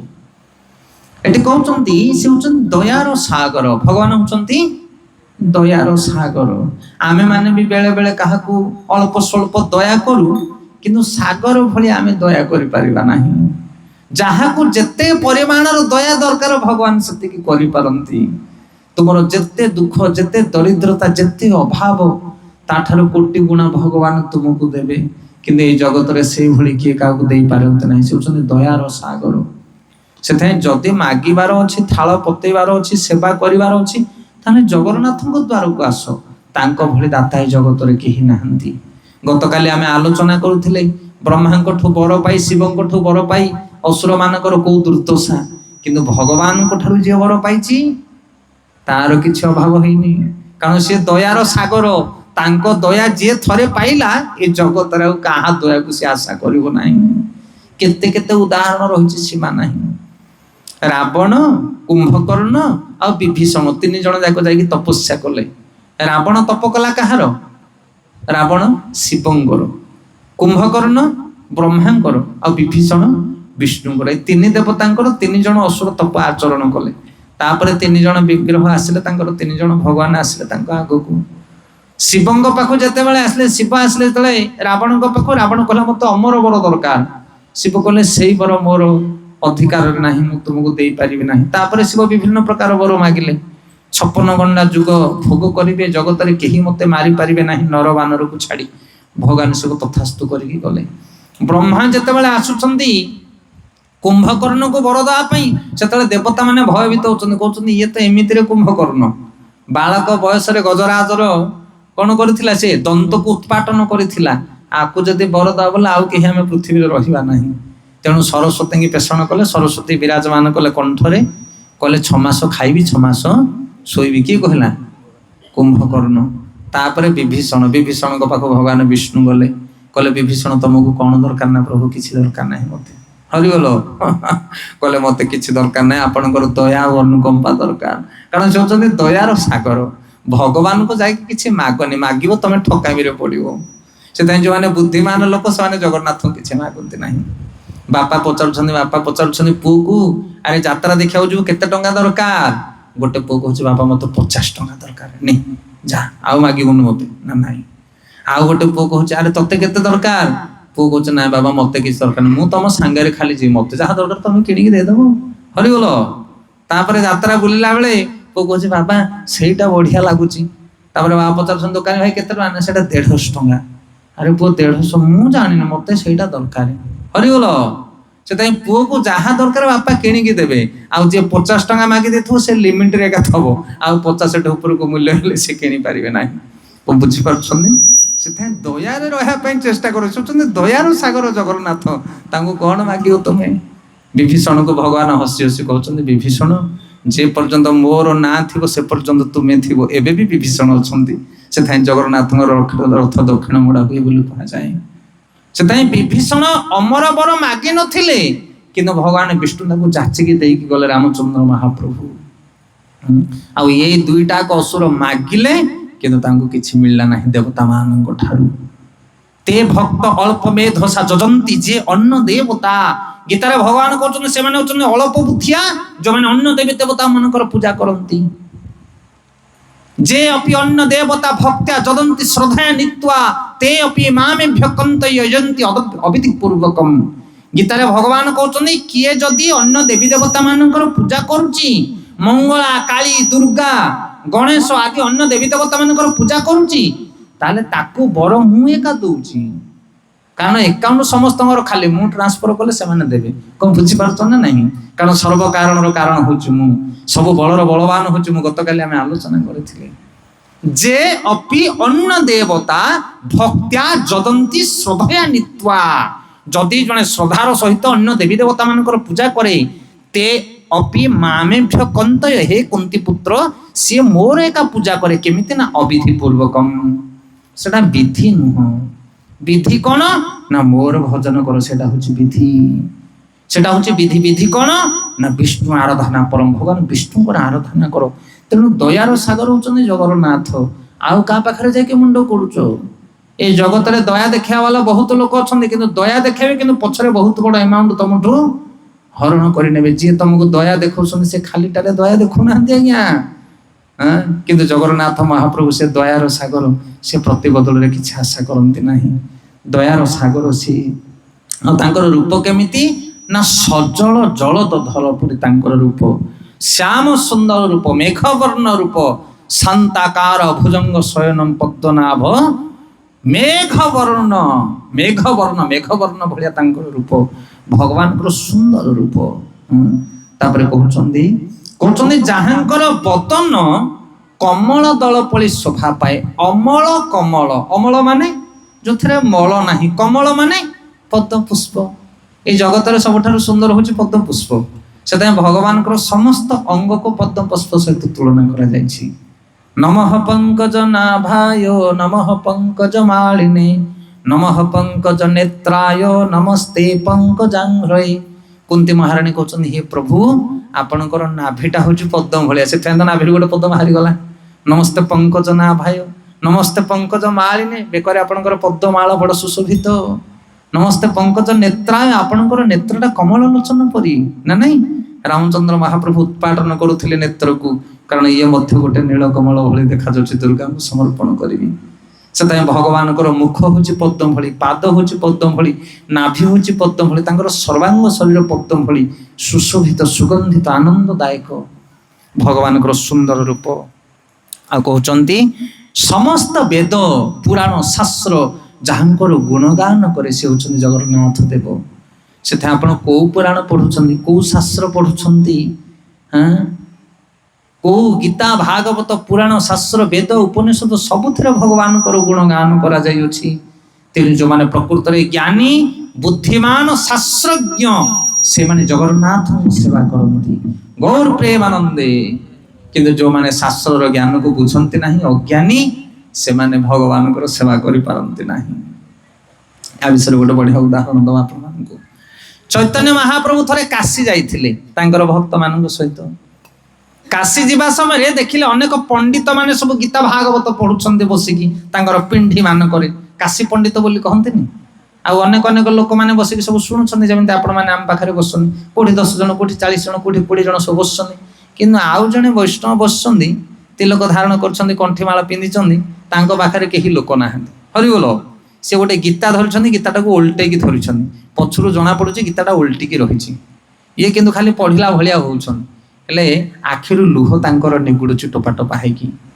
ଏଇ ଦୃଶ୍ୟକୁ ଯେତେବେଳେ ଚୈତନ୍ୟ ମହାପ୍ରଭୁଙ୍କ ଶିଷ୍ୟମାନେ ଦେଖିଲେ, କହିଲେ ମହାପ୍ରଭୁ, ଇଏ ଯୋଉ ପଣ୍ଡିତ ବସିକି ପାଠ କରୁଛନ୍ତି ଆଙ୍କ ପାଖରେ ତ କେହି ନାହାନ୍ତି, ଆଉ ଇଏ ଯୋଉ ଧରିଛନ୍ତି ଗୀତାଟାକୁ ଜଣା ପଡୁଛି ଗୀତା ଓଲଟା ଅଛି, ମାନେ ତାଙ୍କୁ ପଢା ଜଣା ନାହିଁ, କିନ୍ତୁ ଆଖିରୁ ଲୁହ ବହୁଛି, ଇଏ କଣ ଘଟଣା? ଆଉ ଅନ୍ୟମାନେ ଦେଖ କେଡ଼େ ସୁନ୍ଦର ଶ୍ଲୋକ ଉଚ୍ଚାରଣ କରୁଛନ୍ତି, କେତେ ଲୋକମାନେ ବସିଛନ୍ତି ତାଙ୍କୁ ଅନେଇକି, ଆପଣମାନେ ଯେମିତି ଆମକୁ ଅନେଇ ବସୁଛନ୍ତି। ତାପରେ ଚୈତନ୍ୟ ମହାପ୍ରଭୁ କହିଲେ ଦେଖ ଯାଇକି ପଚାରିଲେ ଜଣା ପଡିବ ତାଙ୍କ ଭାବନାଟା କଣ। ଏଥର ମହାପ୍ରଭୁ ଆଉ ତାଙ୍କର ଭକ୍ତମାନେ ଯାଇକି ପଚାରିଲେ, କହିଲେ ପଣ୍ଡିତେ ନା କୁହନ୍ତୁ ନା ଆପଣ ଗୀତା ପଢୁଛନ୍ତି ନା ମତେ ପଢା ଜଣା ନାହିଁ। ନା ଜଣା ନାହିଁ କାହିଁ ଗୀତାଟାକୁ ଧରି ବସ। ନା ମୋର ଗୁରୁ କହିଛନ୍ତି ତୁମେ ଗୀତାକୁ ପଢିବା ପାଇଁ ଚେଷ୍ଟା କର। ଆଉ ମୁଁ ଚେଷ୍ଟା କରୁଛି ଆଉ କଣ, ହରିବୋଲ। ନା ହଉ ତମେ ତ ଚେଷ୍ଟା କରୁଛ, ଗୁରୁଙ୍କର ନିର୍ଦ୍ଦେଶକୁ ପାଳନ କରୁଛ। ଆଚ୍ଛା ତମେ କାନ୍ଦୁଛ କଣ ପାଇଁ? ତମେ ଗୀତା ପଢୁନ ମାନେ ବୁଝୁନ, ନ ବୁଝିଲେ ତମେ କଣ ପାଇଁ କାନ୍ଦୁଛ? କୋଉଠୁ ଭାବ ପାଉଛ କାନ୍ଦୁଛ? ନା ଗୀତା ତ ପଢି ପାରୁନି, କିନ୍ତୁ ଗୀତାର ଯୋଉ ପ୍ରଚ୍ଛଦ ପଟରେ ରହିଛି ଚିତ୍ରଟା, ଭଗବାନ କୃଷ୍ଣ ଅର୍ଜୁନଙ୍କର ସାରଥୀ ରୂପରେ ବିଦ୍ୟମାନ ଅଛନ୍ତି। ସେ ଫଟୋଟାକୁ ଦେଖି ମୋ ଆଖିରୁ ଲୁହ ନିଗିଡ଼ି ଯାଉଛି। ଯେ ତ୍ରିଭୁବନ ପତି ଜଗତର ହର୍ତ୍ତା କର୍ତ୍ତା ଯିଏ ଅର୍ଜୁନଙ୍କ ଆଗରେ ସାରଥୀ ଭଳି ରଥ ଦୌଡ଼ି ଧରିଛନ୍ତି, ସିଏ ହରିବୋଲ। କି ଭକ୍ତ ବତ୍ସଳ ମୋ ପ୍ରଭୁ। ଏଇ ଦୃଶ୍ୟକୁ ଦେଖିଲେ ମୋ ଆଖିରୁ ଲୁହ ନିଗିଡ଼ି ଯାଉଛି। ଚୈତନ୍ୟ ମହାପ୍ରଭୁ କହିଲେ ବୁଝିପାରିଲ, ଏଇ ଯୋଉ ବଡ ବଡ ଜ୍ଞାନୀ ମାନେ ବସି ନାହାନ୍ତି କି ଚୌତରା ଉପରେ, ଯୋଉ 5-10 ବସିକି ଶୁଣୁଛନ୍ତି, ଏମାନଙ୍କ ହୃଦୟରେ ଏଇ ଭାବନା ନାହିଁ। କଣ ବୁଝିପାରୁଛନ୍ତି କଥା? ସେଥିପାଇଁ ଆମେ ଅନେକ ଗାଁ ଗହଳି କି ଯାଉ ପ୍ରଚାର କରିବା ପାଇଁ, ବୟସ୍କ ମା ମାନେ ଆସିକି ଆମ ଚରଣ ଧରିବା ପାଇଁ ଚେଷ୍ଟା କରନ୍ତି। ମୁଁ କହିଲି ମା ମାନେ ଚରଣ ଧରନି, ଆଶୀର୍ବାଦ ଦିଅ ଆମକୁ। ତୁମ ମାନଙ୍କ ହୃଦୟରେ ଯୋଉ ନାରୀର ଗୁଣ, ଯୋଉ ସ୍ୱଭାବ ରହିଛି, ଯୋଉ ବିନମ୍ରତା ରହିଛି, ଯୋଉ ସଂସ୍କୃତି ସଂସ୍କାର ରହିଛି, ତାହା ଆମ ମାନଙ୍କ ପାଖରେ ନାହିଁ। ଆପଣ ମାନଙ୍କୁ ଭଗବାନ ବହୁତ କୃପା କରନ୍ତି, ଭଲ ପାଆନ୍ତି। ଆପଣଙ୍କର ସ୍ୱଭାବ ଆମ ପାଖରେ ନାହିଁ। ଆମେ ଖାଲି ମେଣ୍ଢା ମୁଣ୍ଡ କବି ତୁଣ୍ଡ ଭଳିଆ ଆମେ ଖାଲି ଭଡର ହଉଛୁ। ଲୋକ ଶୁଣିକି ଆଖିରେ ଲୁହ ନିଗାଡୁଛନ୍ତି, ଆମ ହୃଦୟରେ କିଛି ଭାବନା ନାହିଁ। ଏହା ସତ୍ୟ। ସେଥିପାଇଁ ଗାଁର ଗୋଟେ ସାଧାରଣ ମାଇପି ଲୋକଟିଏ ମଥାରେ ଓଢଣି ଦେଇ ଜଗନ୍ନାଥଙ୍କ ପାଖରେ ଆସିକି ତୁଳସୀରେ ଜଳ ଟିକେ ଦେଇ ପ୍ରଣାମ କରେ। ତାର ଭାବନା ବହୁତ ଉନ୍ନତ, ବହୁତ ଉଚ୍ଚ କୋଟିର। ବଡ ବଡ ଜ୍ଞାନୀ ମାନଙ୍କର ଭାବନା ମଧ୍ୟ ସେତିକି ନଥାଏ। ଅନେକ ଶାସ୍ତ୍ରରେ କଥା ରହିଛି। ତେଣୁ କହିବା ପ୍ରସଙ୍ଗ ହଉଛି ଏହା, ସମସ୍ତ ବେଦ ଶାସ୍ତ୍ର ପୁରାଣରେ ଜଗନ୍ନାଥଙ୍କର ଗୁଣଗାନ କରାଯାଇଅଛି। କିନ୍ତୁ ଆମେ କି ପଣ୍ଡିତ, ଆମେ କି ଜ୍ଞାନୀ, ଯୋଉମାନେ ଜଗନ୍ନାଥଙ୍କର ସେବା କରୁନାହାନ୍ତି, ଯୋଉମାନେ ଜଗନ୍ନାଥଙ୍କର ଗୁଣଗାନ କରୁନାହାନ୍ତି, ଯୋଉମାନେ ଜଗନ୍ନାଥଙ୍କର ମହାପ୍ରସାଦ ଖାଉନାହାନ୍ତି, ଆମେ କି ଜ୍ଞାନୀ, କି ଗୁରୁ, କି ପଣ୍ଡିତ ହେଇଛି ଆମେ ମାନେ? ସମସ୍ତ ବେଦ ଶାସ୍ତ୍ର ପୁରାଣରେ ଜଗନ୍ନାଥଙ୍କ କଥା ବର୍ଣ୍ଣନା କରାଯାଇଛି। ତମେ କୋଉ ପୁରାଣ, କୋଉ ଶାସ୍ତ୍ର ପଢୁଛ? କୋଉଠୁ ଜ୍ଞାନ ଗ୍ରହଣ କରୁଛ? ଇଏ ହଉଛି ଜଗନ୍ନାଥ ତତ୍ତ୍ୱ। ଇଏ ଜଗନ୍ନାଥ ତତ୍ତ୍ୱ। ସେଥିପାଇଁ ବଳଭଦ୍ରକୁ ଚିହ୍ନନ୍ତୁ, ସୁଭଦ୍ରା ମାତାଙ୍କୁ ଚିହ୍ନନ୍ତୁ, ଗୁରୁ ତତ୍ତ୍ୱକୁ ଚିହ୍ନନ୍ତୁ, ଭଗବାନଙ୍କର ଲୀଳାକୁ ବୁଝନ୍ତୁ ଏବଂ ତାଙ୍କର ସେବାରେ ନିଜକୁ ତଲ୍ଲୀନ କରନ୍ତୁ। ଆଉ ବେଦ ପୁରାଣ ଶାସ୍ତ୍ରରେ କିଛି ନାହିଁ ଆଜ୍ଞା। ଜ୍ଞାନ ଯେତେ ପଢିଲେ କେବଳ ଗର୍ବ ଅନୁଭବ ହବ ତମ ଦେହରେ, କିନ୍ତୁ ବିନମ୍ରତା ଆସିବନି। ତେଣୁ ବୁଝିଯାଅ, ସବୁ ପୁରାଣ ଶାସ୍ତ୍ରରେ ଆଦ୍ୟ ମଧ୍ୟ ଚ ଅନ୍ତେ ଚ ହରି ସର୍ବତ୍ର ଗୀୟତେ। ଶ୍ଲୋକ କ୍ରମାଙ୍କ 5। ରଥାରୂଢ ଗଛନ୍ ପଥି ମିଳିତ ଭୂଦେବ ପଠରେ শ্রুতির প্রাদুর্ভাব পতি পদমোপাকর্ণ সদয় দয়া সিন্ধু বন্ধু সকল জগতাম সিন্ধু সদয় জগন্নাথ স্বামী নয়ন পথগামী ভবতু মে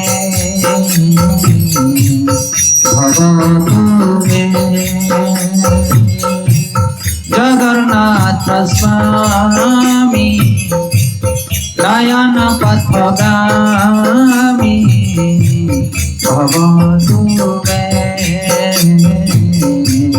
ভবতু মে। तो पंचम श्लोक आचार्य कहते रथारूढ़ गच्छन् पथि मिलित भूदेव पटले श्रुतिर्पादुर्भाव प्रति पद मुपाकर्ण सदय दया सिंधु बंधु सकल जगतां सिंधु सदय जगन्नाथ स्वामी नयन पथगामी भवतु मे।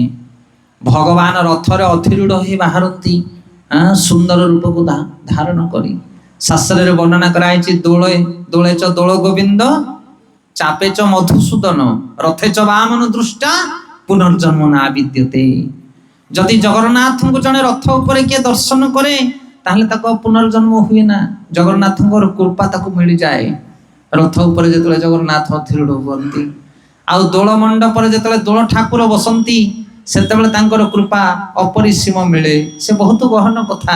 ଚାପେ ଚ ମଧୁସୂଦନ, ଯେତେବେଳେ ଚାପ ଖେଳ ହୁଏ, ଉଚ୍ଚ ବିଗ୍ରହ ମଧୁସୂଦନ ଚାପ ଖେଳନ୍ତି, ସେତେବେଳେ ଯୋଉମାନେ ତାଙ୍କୁ ଦର୍ଶନ କରନ୍ତି ତାଙ୍କର ମଧ୍ୟ ଅପାର କୃପା ପ୍ରାପ୍ତ ହୁଏ। ତେଣୁ ଜଗନ୍ନାଥ ମହାପ୍ରଭୁ ରଥ ଉପରେ କଣ ପାଇଁ ବିରାଜମାନ କରନ୍ତି? ଏ ରଥଯାତ୍ରା କଣ ପାଇଁ? ଗୁଣ୍ଡିଚା ଠାକୁରାଣୀ କହିଥିଲେ ଯେ ଥରେ ଗୁଣ୍ଡିଚା ରାଣୀଙ୍କର ଆଦେଶରେ ଥରେ ତାଙ୍କର ଜନ୍ମସ୍ଥାନକୁ ଆସନ୍ତି ଭଗବାନ ବୁଲିବା ପାଇଁ।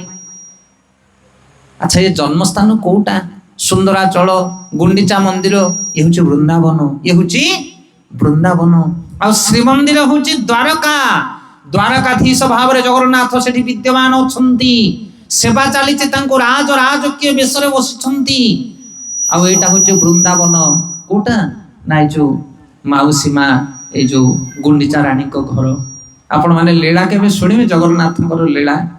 ମହାପ୍ରଭୁ ଜଗନ୍ନାଥ କହୁଛନ୍ତି ଲକ୍ଷ୍ମୀ ସାନ୍ତାଣୀକି, କହୁଛନ୍ତି ଏଇନା ଗଲି ଏଇନା ଆସିଲି, ତମେ ଅନେଇକି ଥାଅ, ଏଇ ଦେଖୁ ଦେଖୁ ପଳେଇ ଆସିବି।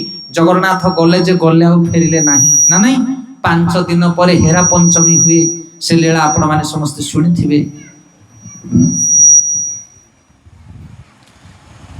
ତ ଇଏ ବୃନ୍ଦାବନରେ ଯେତେବେଳେ କୃଷ୍ଣ ପ୍ରବେଶ କରନ୍ତି ସେତେବେଳେ ତାଙ୍କର ମନ ପ୍ରସନ୍ନ ହେଇଯାଏ, ସେ ଭୁଲି ଯାଆନ୍ତି ଦ୍ୱାରକାକୁ। ସେଇଥିପାଇଁ ରଥରେ ଚଢି ଜଗନ୍ନାଥ ମହାପ୍ରଭୁ ଆସନ୍ତି। ସେ ପାଗଳ ହୋଇଯାଆନ୍ତି ଜଗନ୍ନାଥ ଯେତେବେଳେ ରଥରେ ଚଢନ୍ତି। ତାଙ୍କର ମନରେ ସେ ସବୁବେଳେ ବୃନ୍ଦାବନକୁ ଭାବନ୍ତି, କେତେବେଳେ ବୃନ୍ଦାବନ ଯିବି, କେତେବେଳେ ବୃନ୍ଦାବନରେ ଗୋପୀ ଗୋପାଳ ମାନଙ୍କର ସଙ୍ଗ ଲାଭ କରିବି। ଏ ଦ୍ୱାରକାପୁରୀ ତାଙ୍କୁ ଆନନ୍ଦ ଦେଇପାରେ ନା। ସୁନ୍ଦର କଥା। ଜଗନ୍ନାଥଙ୍କର ରୂପ ମହିମା ବର୍ଣ୍ଣନା ଆସୁଛି। କାଳିଆ ଠାକୁରଙ୍କର ରୂପ ଏମିତି ଅଧାଗଢା କଣ ପାଇଁ ହେଇଛି? ଭଗବାନ କୃଷ୍ଣ ଯେତେବେଳେ ବୃନ୍ଦାବନରେ ଛାଡି ଚାଲିଗଲେ ଦ୍ୱାରକାକୁ, ଦ୍ୱାରକାରେ ରାତି ଅଧରେ ସ୍ୱପ୍ନ ଦେଖନ୍ତି, ରାଧେ ରାଧେ ଲଳିତା ଲଳିତା ବିଶାଖା ବିଶାଖା ହୁଅନ୍ତି, ଅଷ୍ଟପାଟ ବଂଶୀ। ସମସ୍ତେ ଚିନ୍ତା କରୁଛନ୍ତି 16,108 ରାଣୀ ମାନେ ଭଗବାନଙ୍କର କେତେ ସେବା କରନ୍ତି ଦ୍ୱାରକାରେ, କିନ୍ତୁ କାହାର ସେବା ତାଙ୍କ ହୃଦୟକୁ ଜିତି ପାରେ ନା। ରାତ୍ରି ସେ ରାଧାରାଣୀଙ୍କୁ ଲଳିତା ବିଶାଖାଙ୍କୁ ସ୍ୱପ୍ନ ଦେଖନ୍ତି। ଏ ରାଣୀ ମାନେ ଭାବୁଛନ୍ତି ବୃନ୍ଦାବନରେ କଣ ସେ ଗୋପୀ ମାନେ ଖୁଆଇ ଦେଇଛନ୍ତି କୃଷ୍ଣଙ୍କୁ, କି ସେବା କରିଛନ୍ତି ସେମାନେ ଯେ ଆମେ ଦ୍ୱାରକାରେ ଯେତେ ସେବା କଲେ ତାଙ୍କ ମନ ପାଉନି। ରାତିରେ ସେଇମାନଙ୍କୁ ଏକା ସ୍ୱପ୍ନ ଦେଖୁଛନ୍ତି। କିଏ କହିବ ଆମକୁ ବୃନ୍ଦାବନର ଲୀଳା କଥା? ବୃନ୍ଦାବନରେ କୃଷ୍ଣ କି ଆନନ୍ଦ ପାଇଥିଲେ, କଣ ଲୀଳା କରିଥିଲେ? କେବଳ ଜଣେ ଥିଲେ ଦ୍ୱାରକାରେ। କିଏ ସିଏ? ସେ ହଉଛନ୍ତି ବଳରାମଙ୍କର ମା ରୋହିଣୀ। ସେଥିପାଇଁ ରୋହିଣୀଙ୍କୁ ପଚାରୁଛନ୍ତି ରାଣୀ ମାନେ, କହୁଛନ୍ତି ହେ ରୋହିଣୀ ମାତା, କୁହନ୍ତୁ କୃଷ୍ଣ ବୃନ୍ଦାବନରେ କି ଲୀଳା କରିଥିଲେ ଯେ ସେ ରାତିରେ ସ୍ୱପ୍ନ ଦେଖୁଛନ୍ତି? ନା ଶୁଣିବ ସେ ଲୀଳା। ଯଦି ବୃନ୍ଦାବନର ଲୀଳା ଶୁଣିବା ପାଇଁ ତମେ ଚାହୁଁଛ, ତାହେଲେ କୃଷ୍ଣ ବଳରାମ ଯୋଉଦିନ ଘରେ ନଥିବେ ସେଇଦିନ ମୁଁ ତୁମମାନଙ୍କୁ ସେଇ ଲୀଳା କହିବି। କାରଣ କୃଷ୍ଣ ବଳରାମ ଯଦି ବୃନ୍ଦାବନର ଲୀଳାକୁ ସ୍ମରଣ କରିବେ ତାହେଲେ ସିଏ ଆଉ ରହିପାରିବେ ନାହିଁ, ସେ ଚାଲିଯିବେ ବୃନ୍ଦାବନକୁ। ତେଣୁ ଦିନକର ଘଟଣା, କୃଷ୍ଣ ବଳରାମ ନାହାନ୍ତି, ସେମାନେ ପଳେଇ ଯାଇଛନ୍ତି ସଭାଗୃହକୁ। ଏଇ ସମୟରେ ରୋହିଣୀ ମାତା କଣ କରୁଛନ୍ତି ନା ସମସ୍ତ ରାଣୀ ମାନଙ୍କୁ ଧରି ଭଗବାନ କୃଷ୍ଣଙ୍କର ବୃନ୍ଦାବନ ଲୀଳାକୁ ବର୍ଣ୍ଣନା କରୁଛନ୍ତି।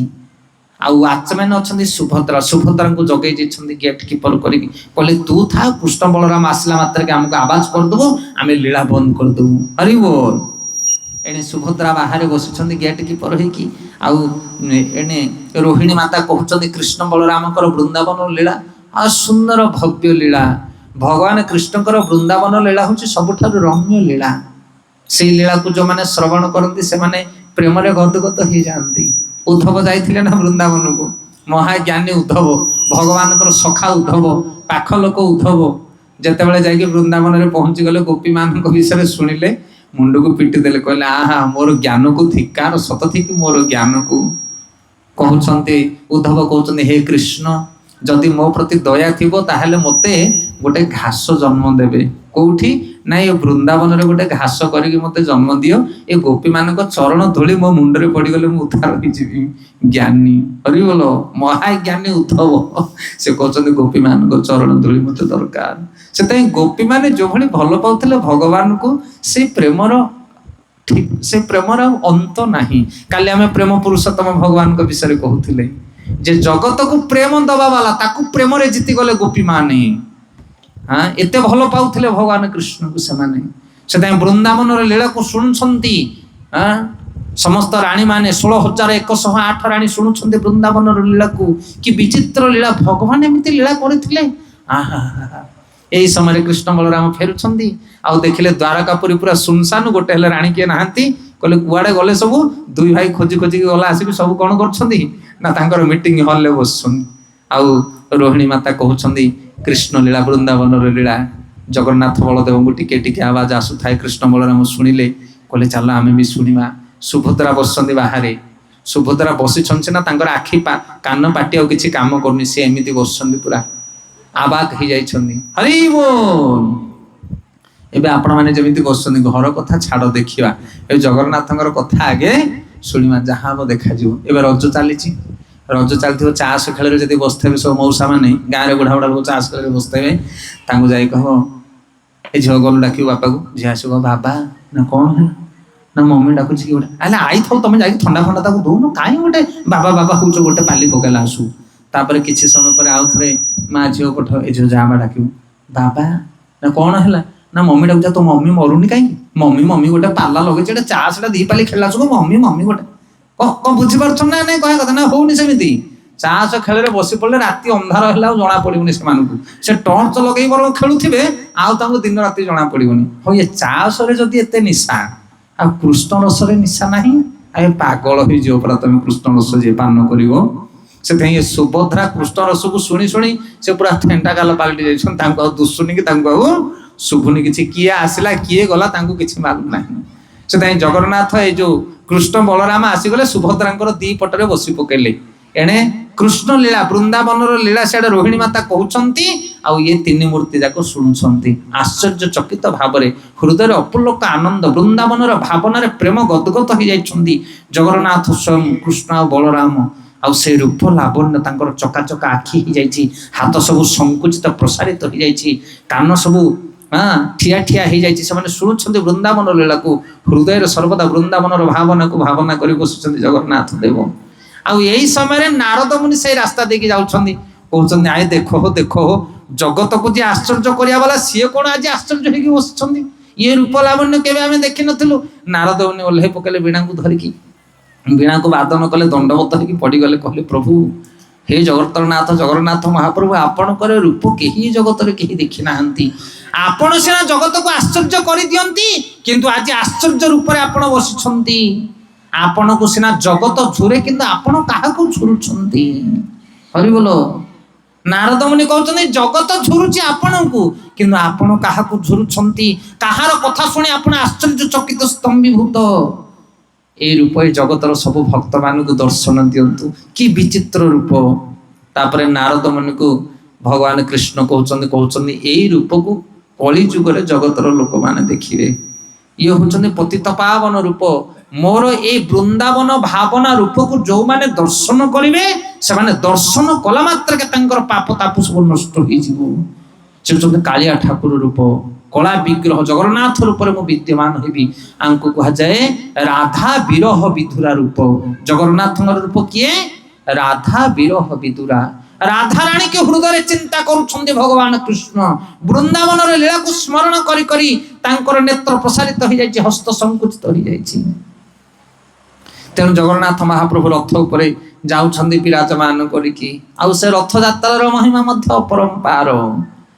जेतेबेले द्वारकारु भगवान आसुछंती कोठी के कुरुक्षेत्र को युद्ध करिया पई अर्जुन को सहित सारथी भाव में सेतेबेले नंद गाँव सब शुणिले राधारानी ललिता विशाखा नंद बाबा अरे कान्हा आसी कोठी की आसी कान्हा ना कुरुक्षेत्र को चलो चलो समस्ते देखिबा बहुत दिन हला जाइछि।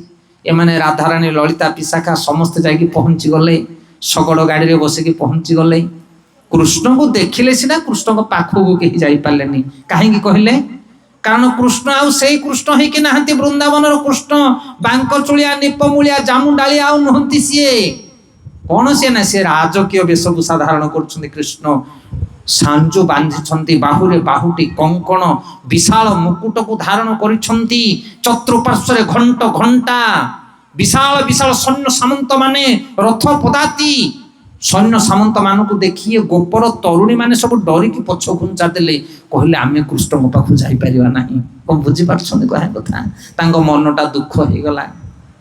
आचार्य माने कहंती ये होछि विप्रालंब भाव एकादशी हेइथिबो किंतु भौणी हरु पळि आसीबो गरम गरम काकरा पिठा हरि बोलो भौणी रो पुओ धरिक पळि आसीबो गरम गरम काकरा पिठा माउसी मा देइचे काकरा पिठा इस तो मम्मी किछि जानुनी ए एकादशी काहे कि काकरा राग देई देला कारण काकरा पिठा एकादशी खाई होबो यार सही पार नथिबो यार खाई पार नथिबो आको विप्रालंब भाव कहा जाय पाखरे थाई कि छुई पार नथिबो से गोपी गोपाल मैंने भावुंट ये कान्हार ये कि रूप बहु दिन पर तो कान्हा को देखिलु किंतु अब से बेणु पानी से भली रूप नहीं से मन सुखी जाउची समस्त गाँव रे गोटे झीटे जदि पुओटे को भल पाई से पुओटा पाठ साठ पढ़ी पढ़ी जदि बड़ हाकिम हो गला पुलिस हो गला कलेक्टर हो गला गाँव को किछि दिन पर से आसो आसला आसको गाड़ी ऊपर बसी तार चारिपटी सब विभिन्न प्रकार लोक दल बल सिक्यूरीटी गार्ड थे आउ से झीटा कौन जाकि से पुओ को मिसी पार कि कौन बुझीपार ना नहीं एत दिन पर देखले मत से डर ना मोर आउ से दिन अच्छे पिला बेलर प्रेम मु आ सहित संपादन करें ना कारण ये साधारण लोक हो से राधाराणी और गोप तरुणी मान अवस्था से माने मन में दुख कहले कौन करवा कला कान्हू तो ये कि रूप धारण कर चारिपटे बड़ बड़ सेना सामंत किंतु राधाराणी कहले चिंता करनी ये कान्हा को भिड़ी भिड़ी आम नहीं जावा कौटी की वृंदावन को ता मथार मकुट को बाहर करके फिंगी दबा ये जो साज सजा पिंधि सब बाहर करदबा जमिति जामु डालिया कदम्ब मुड़िया जमिति बेश ताकू सेमिति बेश सजेदबा ताकू टाणी नवा वृंदावन भीतर को से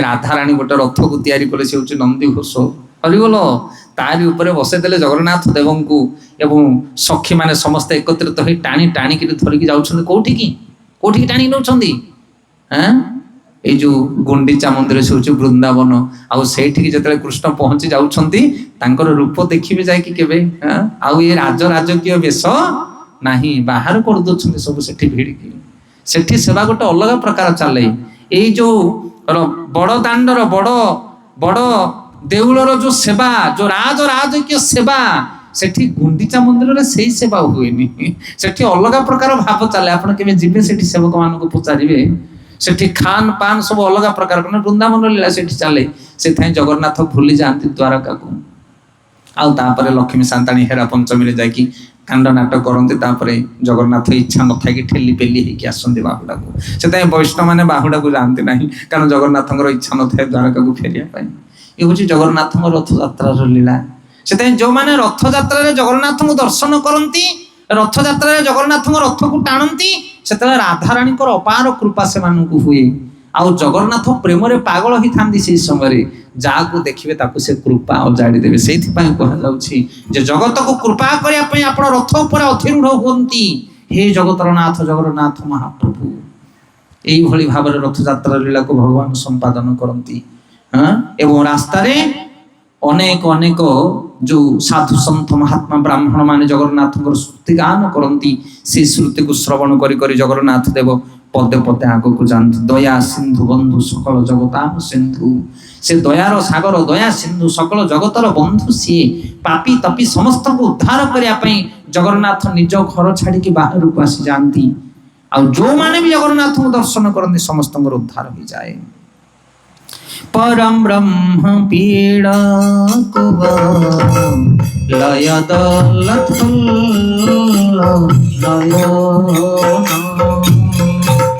निवासी निराद्रौरी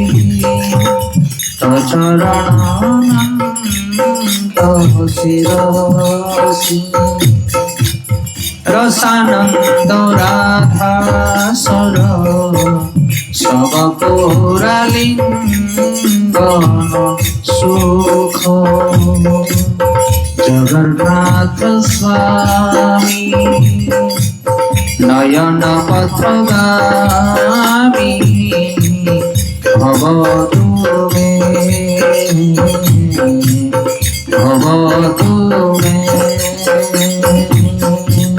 जगन्नाथ स्वामी नयन पथगामी भवतु मे ଭଗବତୁ ଏଠି ଆଚାର୍ଯ୍ୟ କହୁଛନ୍ତି ଯେ ପରମ ଅର୍ଚ୍ଚନୀୟ ପରବ୍ରହ୍ମ ଯାହାଙ୍କର ନେତ୍ର ଯୁଗଳ ନୀଳ କମଳ ଜଳ ପରି ଉଜ୍ଜଳ ଯେ ନୀଳାଞ୍ଚଳରେ ଅବସ୍ଥାନ କରୁଛନ୍ତି ଯେ ଅନନ୍ତ ଶିଳରେ ପଦାର୍ପଣ କରିଛନ୍ତି ଯେ ପ୍ରେମାନନ୍ଦମୟ ଏବଂ ଶ୍ରୀ ରାଧାଙ୍କର ରସମୟ ଦେହ ଅଲିଙ୍ଗନରେ ସୁଖୀ ସେହି ଜଗନ୍ନାଥ ଦେବ ମୋର ନୟନ ପଥର ପଥିକ ହୁଅନ୍ତୁ। ତ ଭଗବାନ ହଉଛନ୍ତି ପରମ ଅର୍ଚ୍ଚନୀୟ, ସକଳ ଦେବୀ ଦେବତା ମାନେ ତାଙ୍କର ସେବା କରନ୍ତି ଏବଂ ସେ ଅନନ୍ତଙ୍କର ଶିର ଉପରେ ପଦାର୍ପଣ କରିଛନ୍ତି। ଆପଣମାନେ ସମସ୍ତେ ଜାଣିଛନ୍ତି ଅନନ୍ତ ଶୟନ ଉପରେ ଭଗବାନ ବିଶ୍ରାମ କରିଛନ୍ତି।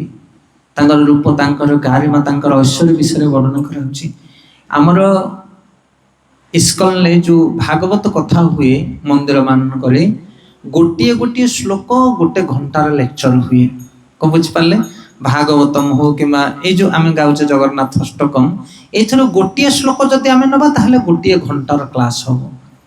କିନ୍ତୁ ଆମେ 5, 7ଟା 8ଟା ଶ୍ଲୋକକୁ ଗୋଟେ ଘଣ୍ଟା ଭିତରେ ଯଦି କରିବା ପାଇଁ ଚାହିଁବା ତାହେଲେ ସବୁ ପଦକୁ ଆମେ ଟଚ୍ କରିପାରିବା ନାହିଁ। ସେଥିପାଇଁ ଏ ଯୋଉ ଗୋଟିଏ ଗୋଟିଏ ଧାଡି 10 ପଦରେ ଆପଣ ବହୁତ କିଛି ସୂତ୍ର ଭିତରେ ଭରି ରହିଛି। ଅନେକ ଗୁଡ଼ିଏ କଥା, ଅନେକ ଗୁଡ଼ିଏ ଶିକ୍ଷା, ଅନେକ ଗୁଡ଼ିଏ ମହନୀୟ ବସ୍ତୁକୁ ଆ ଭିତରେ ଏକତ୍ରିତ କରିଛନ୍ତି ଆଚାର୍ଯ୍ୟ ମାନେ। ସେଥିପାଇଁ ଶ୍ରବଣ ଆଉ ନିଧ୍ୟାଦେଶନ ଅର୍ଥାତ୍ ସେଇ ଶ୍ରବଣକୁ ଆମେ ପରିପକ୍ୱ ଭାବରେ ଯଦି ଶୁଣିବା, ତାକୁ ପଠନ କରିବା, ଚିନ୍ତନ କରିବା, ତାହେଲେ ତା ଭିତରୁ ଭଗବାନଙ୍କୁ ଉତ୍ତମ ଶ୍ଲୋକ ବୋଲି କୁହାଯାଏ। ସେ ଶ୍ଲୋକ ଭିତରେ, ସେ ଗୁଣ ଭିତରେ ଭଗବାନଙ୍କର ରୂପ ଲୀଳା ସବୁ କିଛି ପ୍ରକାଶିତ ହୁଏ, ପ୍ରଫୁଷ୍ଠିତ ହୁଏ। ସେଥିପାଇଁ ଗୀତା ଭାଗବତର ଉତ୍ତମ ଶ୍ଲୋକକୁ ଯେତେବେଳେ ବୈଷ୍ଣବ ମାନେ ପଢନ୍ତି ସେତେବେଳେ ଭଗବାନଙ୍କୁ ଅନୁଭବ କରନ୍ତି। ସେମାନେ ଭଗବାନଙ୍କର ଗୁଣ, ଭଗବାନଙ୍କର ଲୀଳା, ଭଗବାନଙ୍କର ପ୍ରସାଦ, ଭଗବାନଙ୍କର ବିଗ୍ରହ, ଏମାନେ ସବୁ ଅଭିନ୍ନ, ତାଙ୍କ ଭିତରେ କିଛି ପ୍ରଭେଦ ନାହିଁ। କୃଷ୍ଣଙ୍କର ବିଗ୍ରହକୁ ସେବା କଲେ ଯୋଉ ଆନନ୍ଦ ମିଳେ, କୃଷ୍ଣ ପ୍ରସାଦ ଖାଇଲେ ମଧ୍ୟ ସେ ଆନନ୍ଦ ମିଳିବ, କୃଷ୍ଣ କଥା ଶ୍ରବଣ କଲେ ମଧ୍ୟ ସେ ଆନନ୍ଦ ମିଳିବ।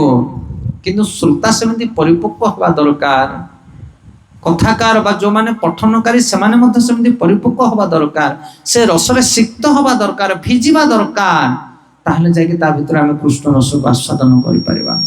ତ ଏଇ ଯୋଉ ପଂକ୍ତି ବର୍ଣ୍ଣନା କରାଯାଇଛି ଏଠି ରାଧାରାଣୀଙ୍କର ନାମର ଅଙ୍କିତ ହେଇଛି। ରାଧାରାଣୀଙ୍କର ଦେହ ସୁଖ, ଦେହାଲିଙ୍ଗନରେ ଜଗନ୍ନାଥ ଦେବ ସୁଖ ଆଉ ଆନନ୍ଦିତ ହୁଅନ୍ତି। ଆପଣମାନେ ସମସ୍ତେ ଜାଣିଥିବେ ଜଗନ୍ନାଥ ମହାପ୍ରଭୁ ହଉଛନ୍ତି ଭଗବାନ କୃଷ୍ଣ। ବୃନ୍ଦାବନରେ ଲୀଳା କରୁଥିଲେ, ଗୋପୀ ଗୋପାଳ ମାନଙ୍କ ସହିତ ବିଭିନ୍ନ ପ୍ରକାର ସମ୍ପର୍କ, କିନ୍ତୁ ରାଧାରାଣୀଙ୍କ ସହିତ ଯୋଉ ସମ୍ପର୍କ, ସେଇ ସମ୍ପର୍କ ଏ ଜଗତରେ କାହା ସହିତ ନାହିଁ। ଏ ଜଗତର ଲୋକମାନେ ବୁଝିପାରନ୍ତି ନାହିଁ ବେଳେ ବେଳେ ରାଧାରାଣୀଙ୍କ ସହିତ ସମ୍ପର୍କ, ପ୍ରେମ ସମ୍ପର୍କକୁ ଏ ଜଗତର ଲୋକମାନେ ବୁଝିପାରନ୍ତି ନାହିଁ। କାରଣ ଆମର ମାପିବାର ମାପକାଠି ହିଁ ନାହିଁ, ଆମେ ସେ ତତ୍ତ୍ୱକୁ ହୃଦୟଙ୍ଗମ କରିପାରିବା ନାହିଁ। ଯୋଉଠି ରାଧାରାଣୀଙ୍କ ତତ୍ତ୍ୱ ବିଷୟରେ ଆଲୋଚନା ହୁଏ, ଯୋଉଠି ଗୋପୀମାନଙ୍କ ବିଷୟରେ ତତ୍ତ୍ୱ ଆଲୋଚନା ହୁଏ, ସେଠି ମୁଁ ଗୋଟେ ଉଦାହରଣ ଦିଏ ସବୁ ଜାଗାରେ, କାରଣ ଆଉ କୋଉ ଉଦାହରଣ ମୋ ମୁଣ୍ଡରେ ପଶେନି। କଣ କହିକି ଆମେ ବୁଝେଇବା ରାଧାକୃଷ୍ଣଙ୍କର ଯୁଗଳ ରସ କଥା? ବୁଝିବା ପାଇଁ ଏ ସଂସାରରେ କିଛି ଉଦାହରଣ ନାହିଁ ଆଜ୍ଞା, କିଛି ବୁଝେଇ ପାରିବେନି ଆପଣ। ଆମର ସନ୍ନ୍ୟାସୀ ମାନେ କହନ୍ତି, ବରିଷ୍ଠ ସନ୍ନ୍ୟାସୀ ମହାରାଜ ମାନେ କହନ୍ତି ରାଧାରାଣୀଙ୍କ ବିଷୟରେ ଆଲୋଚନା କଲା ଭଳି ଆମର ଯୋଗ୍ୟତା ହିଁ ନାହିଁ। ଆମେ ଯୋଉ ଦୃଷ୍ଟିରୁ ବିଚାର କରିବା ରାଧାକୃଷ୍ଣଙ୍କର ଲୀଳାକୁ, ଆମର ଦୋଷ ହିଁ ହବ, ଆମେ ସଠିକ ଭାବରେ ବୁଝିପାରିବା ନାହିଁ ସେ ରସକୁ। କାରଣ ଆମେ ଭୌତିକ ସ୍ତରରେ ଅଛୁ ନା, ଦେହ ସ୍ତରରେ ଆମର ସବୁ ଭାବନା ଯାକ ଏଇ ଆଡକୁ ଟାଣି ହେଇକି ଆସିଯିବ। ସେଥିପାଇଁ ଗୋଟେ ଉଦାହରଣ ମୁଁ କାହାଠାରୁ ଶୁଣିଥିଲି, ଜଣେ ଆଚାର୍ଯ୍ୟଙ୍କ ଠାରୁ। ସେଇ ଉଦାହରଣଟାକୁ ମୁଁ ଗୁନ୍ଥିକି ରଖିଛି। ଯୋଉଠି ରାଧାରାଣୀଙ୍କ ବିଷୟରେ କଥା କହେ, ଯୋଉଠି ଗୋପୀମାନଙ୍କ ବିଷୟରେ କଥା କହେ, ସେଠି ମୁଁ ଏଇ ଉଦାହରଣଟି ଦିଏ, ଧ୍ୟାନ ଦେଇକି ଶୁଣନ୍ତୁ। ଜଣେ ପତିବ୍ରତା ନାରୀ ରହୁଥିଲେ, ତାଙ୍କର ଗୋଟେ ପୁରୁଷ ରହୁଥିଲା। ପତି ପତ୍ନୀ 2 ଜଣ, ପୁତ୍ର କନ୍ୟା କେହି ନଥାନ୍ତି। ତାଙ୍କ ସ୍ତ୍ରୀ ପତିକି ନ ଦେଖିଲେ ଗୋଟେ କ୍ଷଣ ବଞ୍ଚି ପାରନ୍ତି ନାହିଁ। ଦିନକର ଘଟଣା, ଧନର ଅଭାବ ଯୋଗୁଁ ପୁରୁଷ ବାହାରିଲେ ବିଦେଶ ଯିବା ପାଇଁ। ନାରୀ ମନା କରୁଛନ୍ତି, ତୁମକୁ ଛାଡ଼ି ମୁଁ ବଞ୍ଚି ପାରିବି ନାହିଁ, ତୁମ ସେବା ନ କଲେ ମୁଁ ବଞ୍ଚି ପାରିବି ନାହିଁ। ପୁରୁଷ ବୁଝେଇ ଦଉଛନ୍ତି, ଦେଖ ଅଭାବର କଥା, କେଇ ଦିନ ରହିକି ମୁଁ ମାସେ 2 ମାସ ଭିତରେ ଫେରି ଆସିବି। ତାପରେ ନାରୀ ମନ ଦୁଃଖ କରୁଛନ୍ତି, ପୁରୁଷ ତାଙ୍କୁ ଗୋଟେ ଫଟୋ ଦଉଛନ୍ତି, ଗୋଟେ ସୁନ୍ଦର ଫଟୋ ଚିତ୍ର ତାଙ୍କର, କହିଲେ ଆଙ୍କୁ ରଖ, ସ୍ୱାମୀ ଭାବରେ ଆଙ୍କର ସେବା କର, ଏ ମାସେ 2 ମାସ ଭିତରେ ମୁଁ ଫେରି ଆସିବି। एथर स्त्री लोकटी कौन करुछन्ति स्वामींकर फटोटाକୁ रखिକି ତାଙ୍କୁ सेवा करुछन्ति सकाळे संजारे तांको भोग देकी निजे खाउछन्ति जेमिति स्वामीर सेवा से भली भाबरे से करि आछन्ति मासे 1.5 मास परे स्वामी फेरिछन्ति विदेशरु संध्या समय झोपुरु झोपुरु मेघ होउथाय स्वामी आसिके पहुंची गले कबाटକୁ ठक ठक कले भीतर स्त्री कहूची किए डाकू जो टिके रही जाओ मो स्वामींकर सेवा करूची चकित हो गले स्वामी बाहर ठिया है कि कहले अरे मु तो गोटे स्वामी अछि बाहर ये आउ गोटे कोन स्वामी ग्रहण कलान ना कोन कहूची कोन मो गोटे स्वामीर सेवा करूची बोली बुझी पारछन कहा कथा चकित हो गले स्वामी ये गप नु ये कहानी नु ये किए काहा को कहउछन दे स्टोरी ना थरे भगवान वृंदावन रे गोपी मान को डाकी छंती रासलीला क्षेत्र रे गोपी माने ठिया हिचंदी भगवान कृष्ण ठिया हिचंदी आ कृष्ण गोपी मान को कहउछन अरे गोपी माने तुमे सब सधवा नारी जाको स्वामी सासु ससुर को छाड़ी राती अधरे गोटे परपुरुष को मिसिया पई केमिति आसुचो जाओ जाओ जाओ चली जाओ समस्ते मो पाखु आसो नाही एई कथा हम भाबुचा नै जगत लोक माने भाबंती एई मापकाठी रे हम मापुना कृष्ण एक कथा कहउछन गोपी मान को ता भीतर गोटी गोपी बाहर को आसी के कहउची अच्छा कान्हा आज कोन सुधरी आइची आज कोन सूर्य पश्चिम दिगरु उदय होउची से ताई गोटे गोपी कहउची हे कृष्ण हे प्राणेश्वर आमे चली जीव हम घर को तुम भली परपुरुषर संग करिवो नाही आमे किंतु मो गोटे प्रश्न पचारुची तार उत्तर देले आमे सब निज घर को चली जीवु सुन कला कान्हा को सुनौछंती से गोपी जनक ए स्टोरीटा कहउछंती मु जो स्टोरी आपन को सुनुची गोपी कहउछंती कृष्ण को राती अधरे वर्तमान संध्या समय रे ता स्वामी डाकुची स्त्री कहउचे मो स्वामी सेवा करूची स्वामी चकित ही जाउछंती अपेक्षा करूछंती हे वेणु पाणी किछि समय पर स्त्री आसी के कबाट को खोलुची देखला बेले तार स्वामी ठिया हिछंती बाहरे मोर वर्तमान प्रश्न स्वामी की से घर को नबो ना ताला पके दो द्वार बंद कर दो किळनी दे दबो किए पचारुची गोपी पचारुछंती काहा को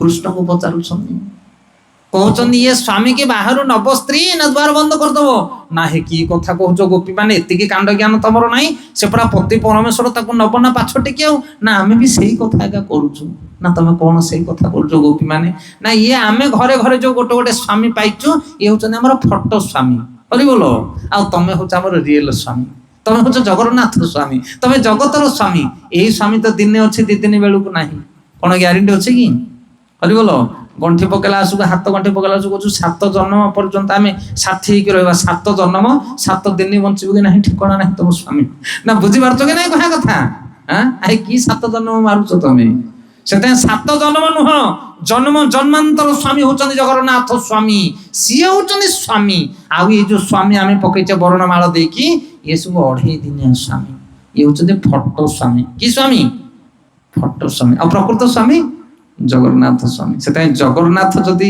स्वामी देहरु बाहरी गले ताहले से स्वामी राम नाम सत्य हे जीवो से स्वामी भीतर स्वामी अछंदी की स्वामी से अछंदी जगन्नाथ स्वामी गोपी कहउछंदी हे प्राणेश्वर आमे तांकर भी सेवा करूछ फोटो स्वामी रे तांको खाय को पिया को देकी रखि जे किंतु हम हृदय रो स्वामी होछ तुमे हम मन रो स्वामी होछ तुमे हम प्राण रो स्वामी होछ तुमे तांको प्रति त हम अवहेला करिनु सेथे जगत रे आमे भी बंचिबा पति पत्नी घर परिवार पुत्र पुत्री सब संपर्क थिबो किंतु सब संपर्क रो मूल आधार होचंदी जगन्नाथ तांको पय हमें प्राण दबा धर्म रे बंचिबा ए संसार चलु किमा उल्टी जाऊ सेथिरे जाय आसेना सुदामा दरिद्र ब्राह्मण खाइबा पई भोजन नथिला किंतु से पाप कर्म करि नथिला काहे की कारण से जानिथिला मो स्वामी होचंदी जगन्नाथ तांको मु अवहेला करि पारिबी नाही कोन बुझी पारुछन तत्व आउ जो माने सेही भावना रे रहंती से होचे राधा भावर तत्व से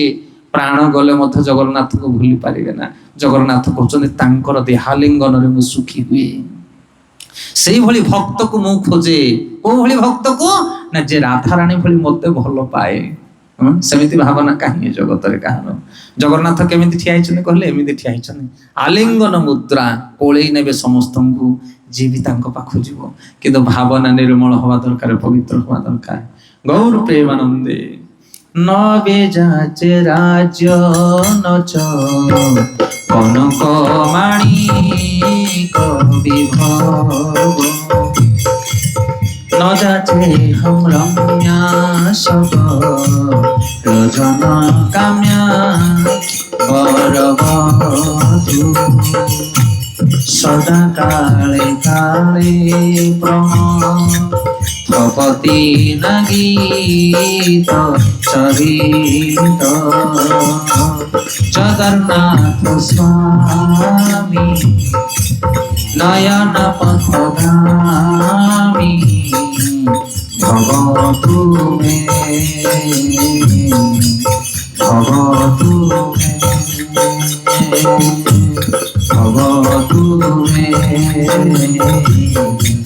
भगवतु मे।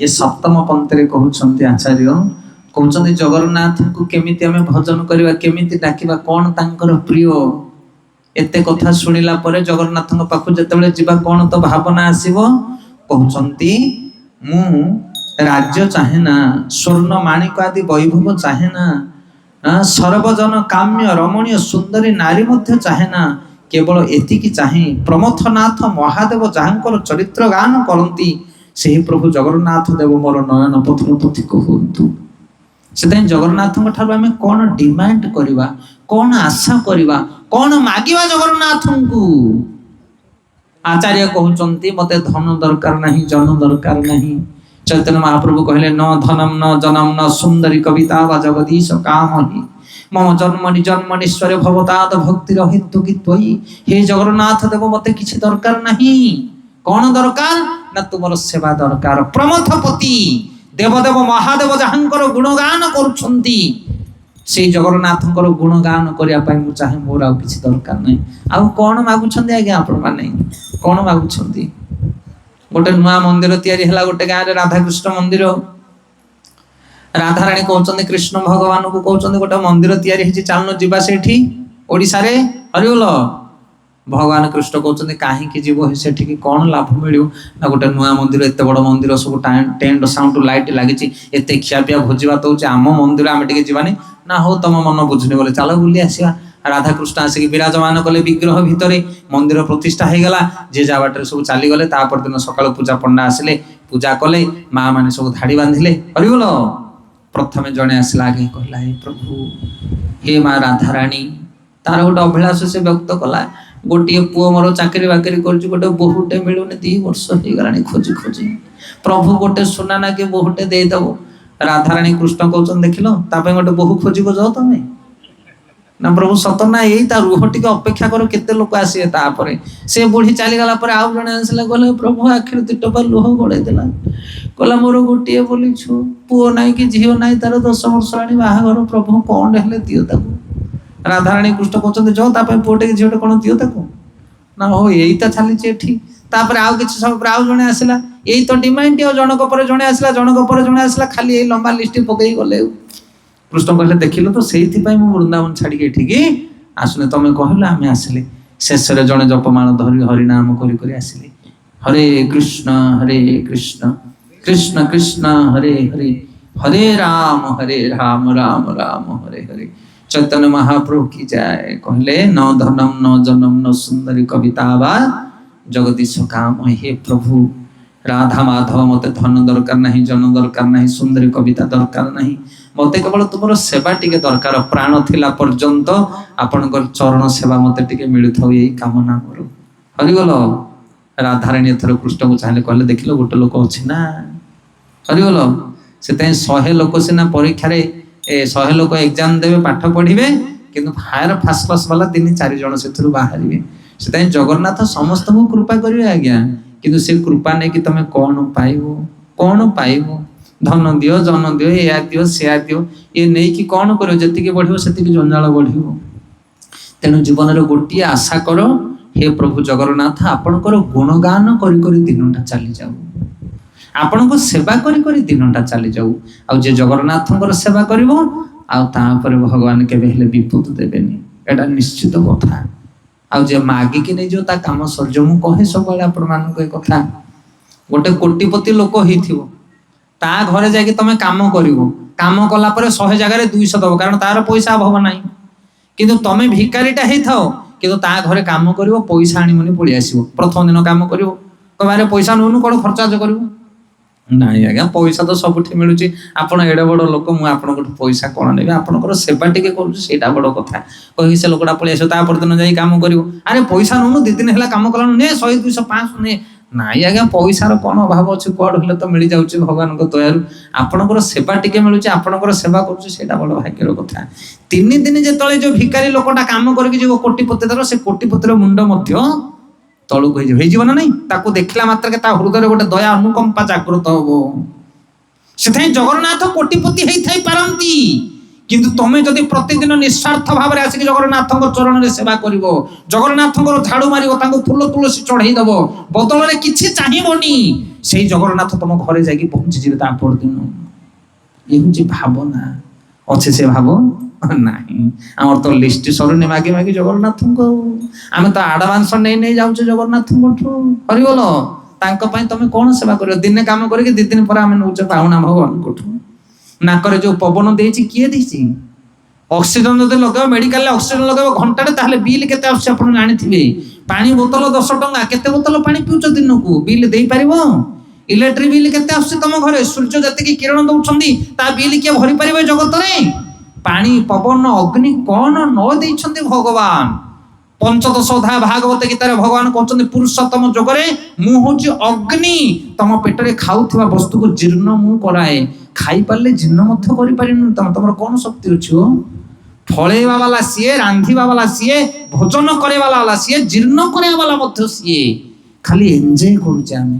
ଅରେ ବୋଲ, କିଛି ଶକ୍ତି ନାହିଁ ଆମ ପାଖରେ। ତାଙ୍କ ଋଣ କିଏ ସୁଝିବ? ସେ ଜଗନ୍ନାଥଙ୍କର ଋଣ। ତେଣୁ କିଛି ଦରକାର ନାହିଁ। ହେ ମହାପ୍ରଭୁ, ହାତ 2ଟା ଦେଇଛ, କାନ 2ଟା ଦେଇଛ, ଆଖି ଦେଇଛ, ନାକ ଦେଇଛ, ଆଉ କଣ ଦରକାର? ନାକରେ ଶ୍ୱାସ ଦେଇଛ, ଆପଣଙ୍କର ଗୁଣଗାନ କରି କରି ଦିନ ଚାଲିଯାଉ, ଆଉ କିଛି ଲୋଡ଼ା ନାହିଁ। ଇଏ ହଉଛି ଭାବନା, ଇଏ ହଉଛି ମାଗୁଣୀ। ତାହେଲେ ଜଗନ୍ନାଥ ତମ ଘରେ ପହଞ୍ଚିଯିବେ। 9ଟା ହେଇଗଲା, ଲାଷ୍ଟ ଶ୍ଲୋକା। ହରତ ସଂସାର ଦ୍ରୁତ ଧର୍ମ ସାର ସୁରପତି, হরত পাপানা বিদ তিন পরজাদবপতি,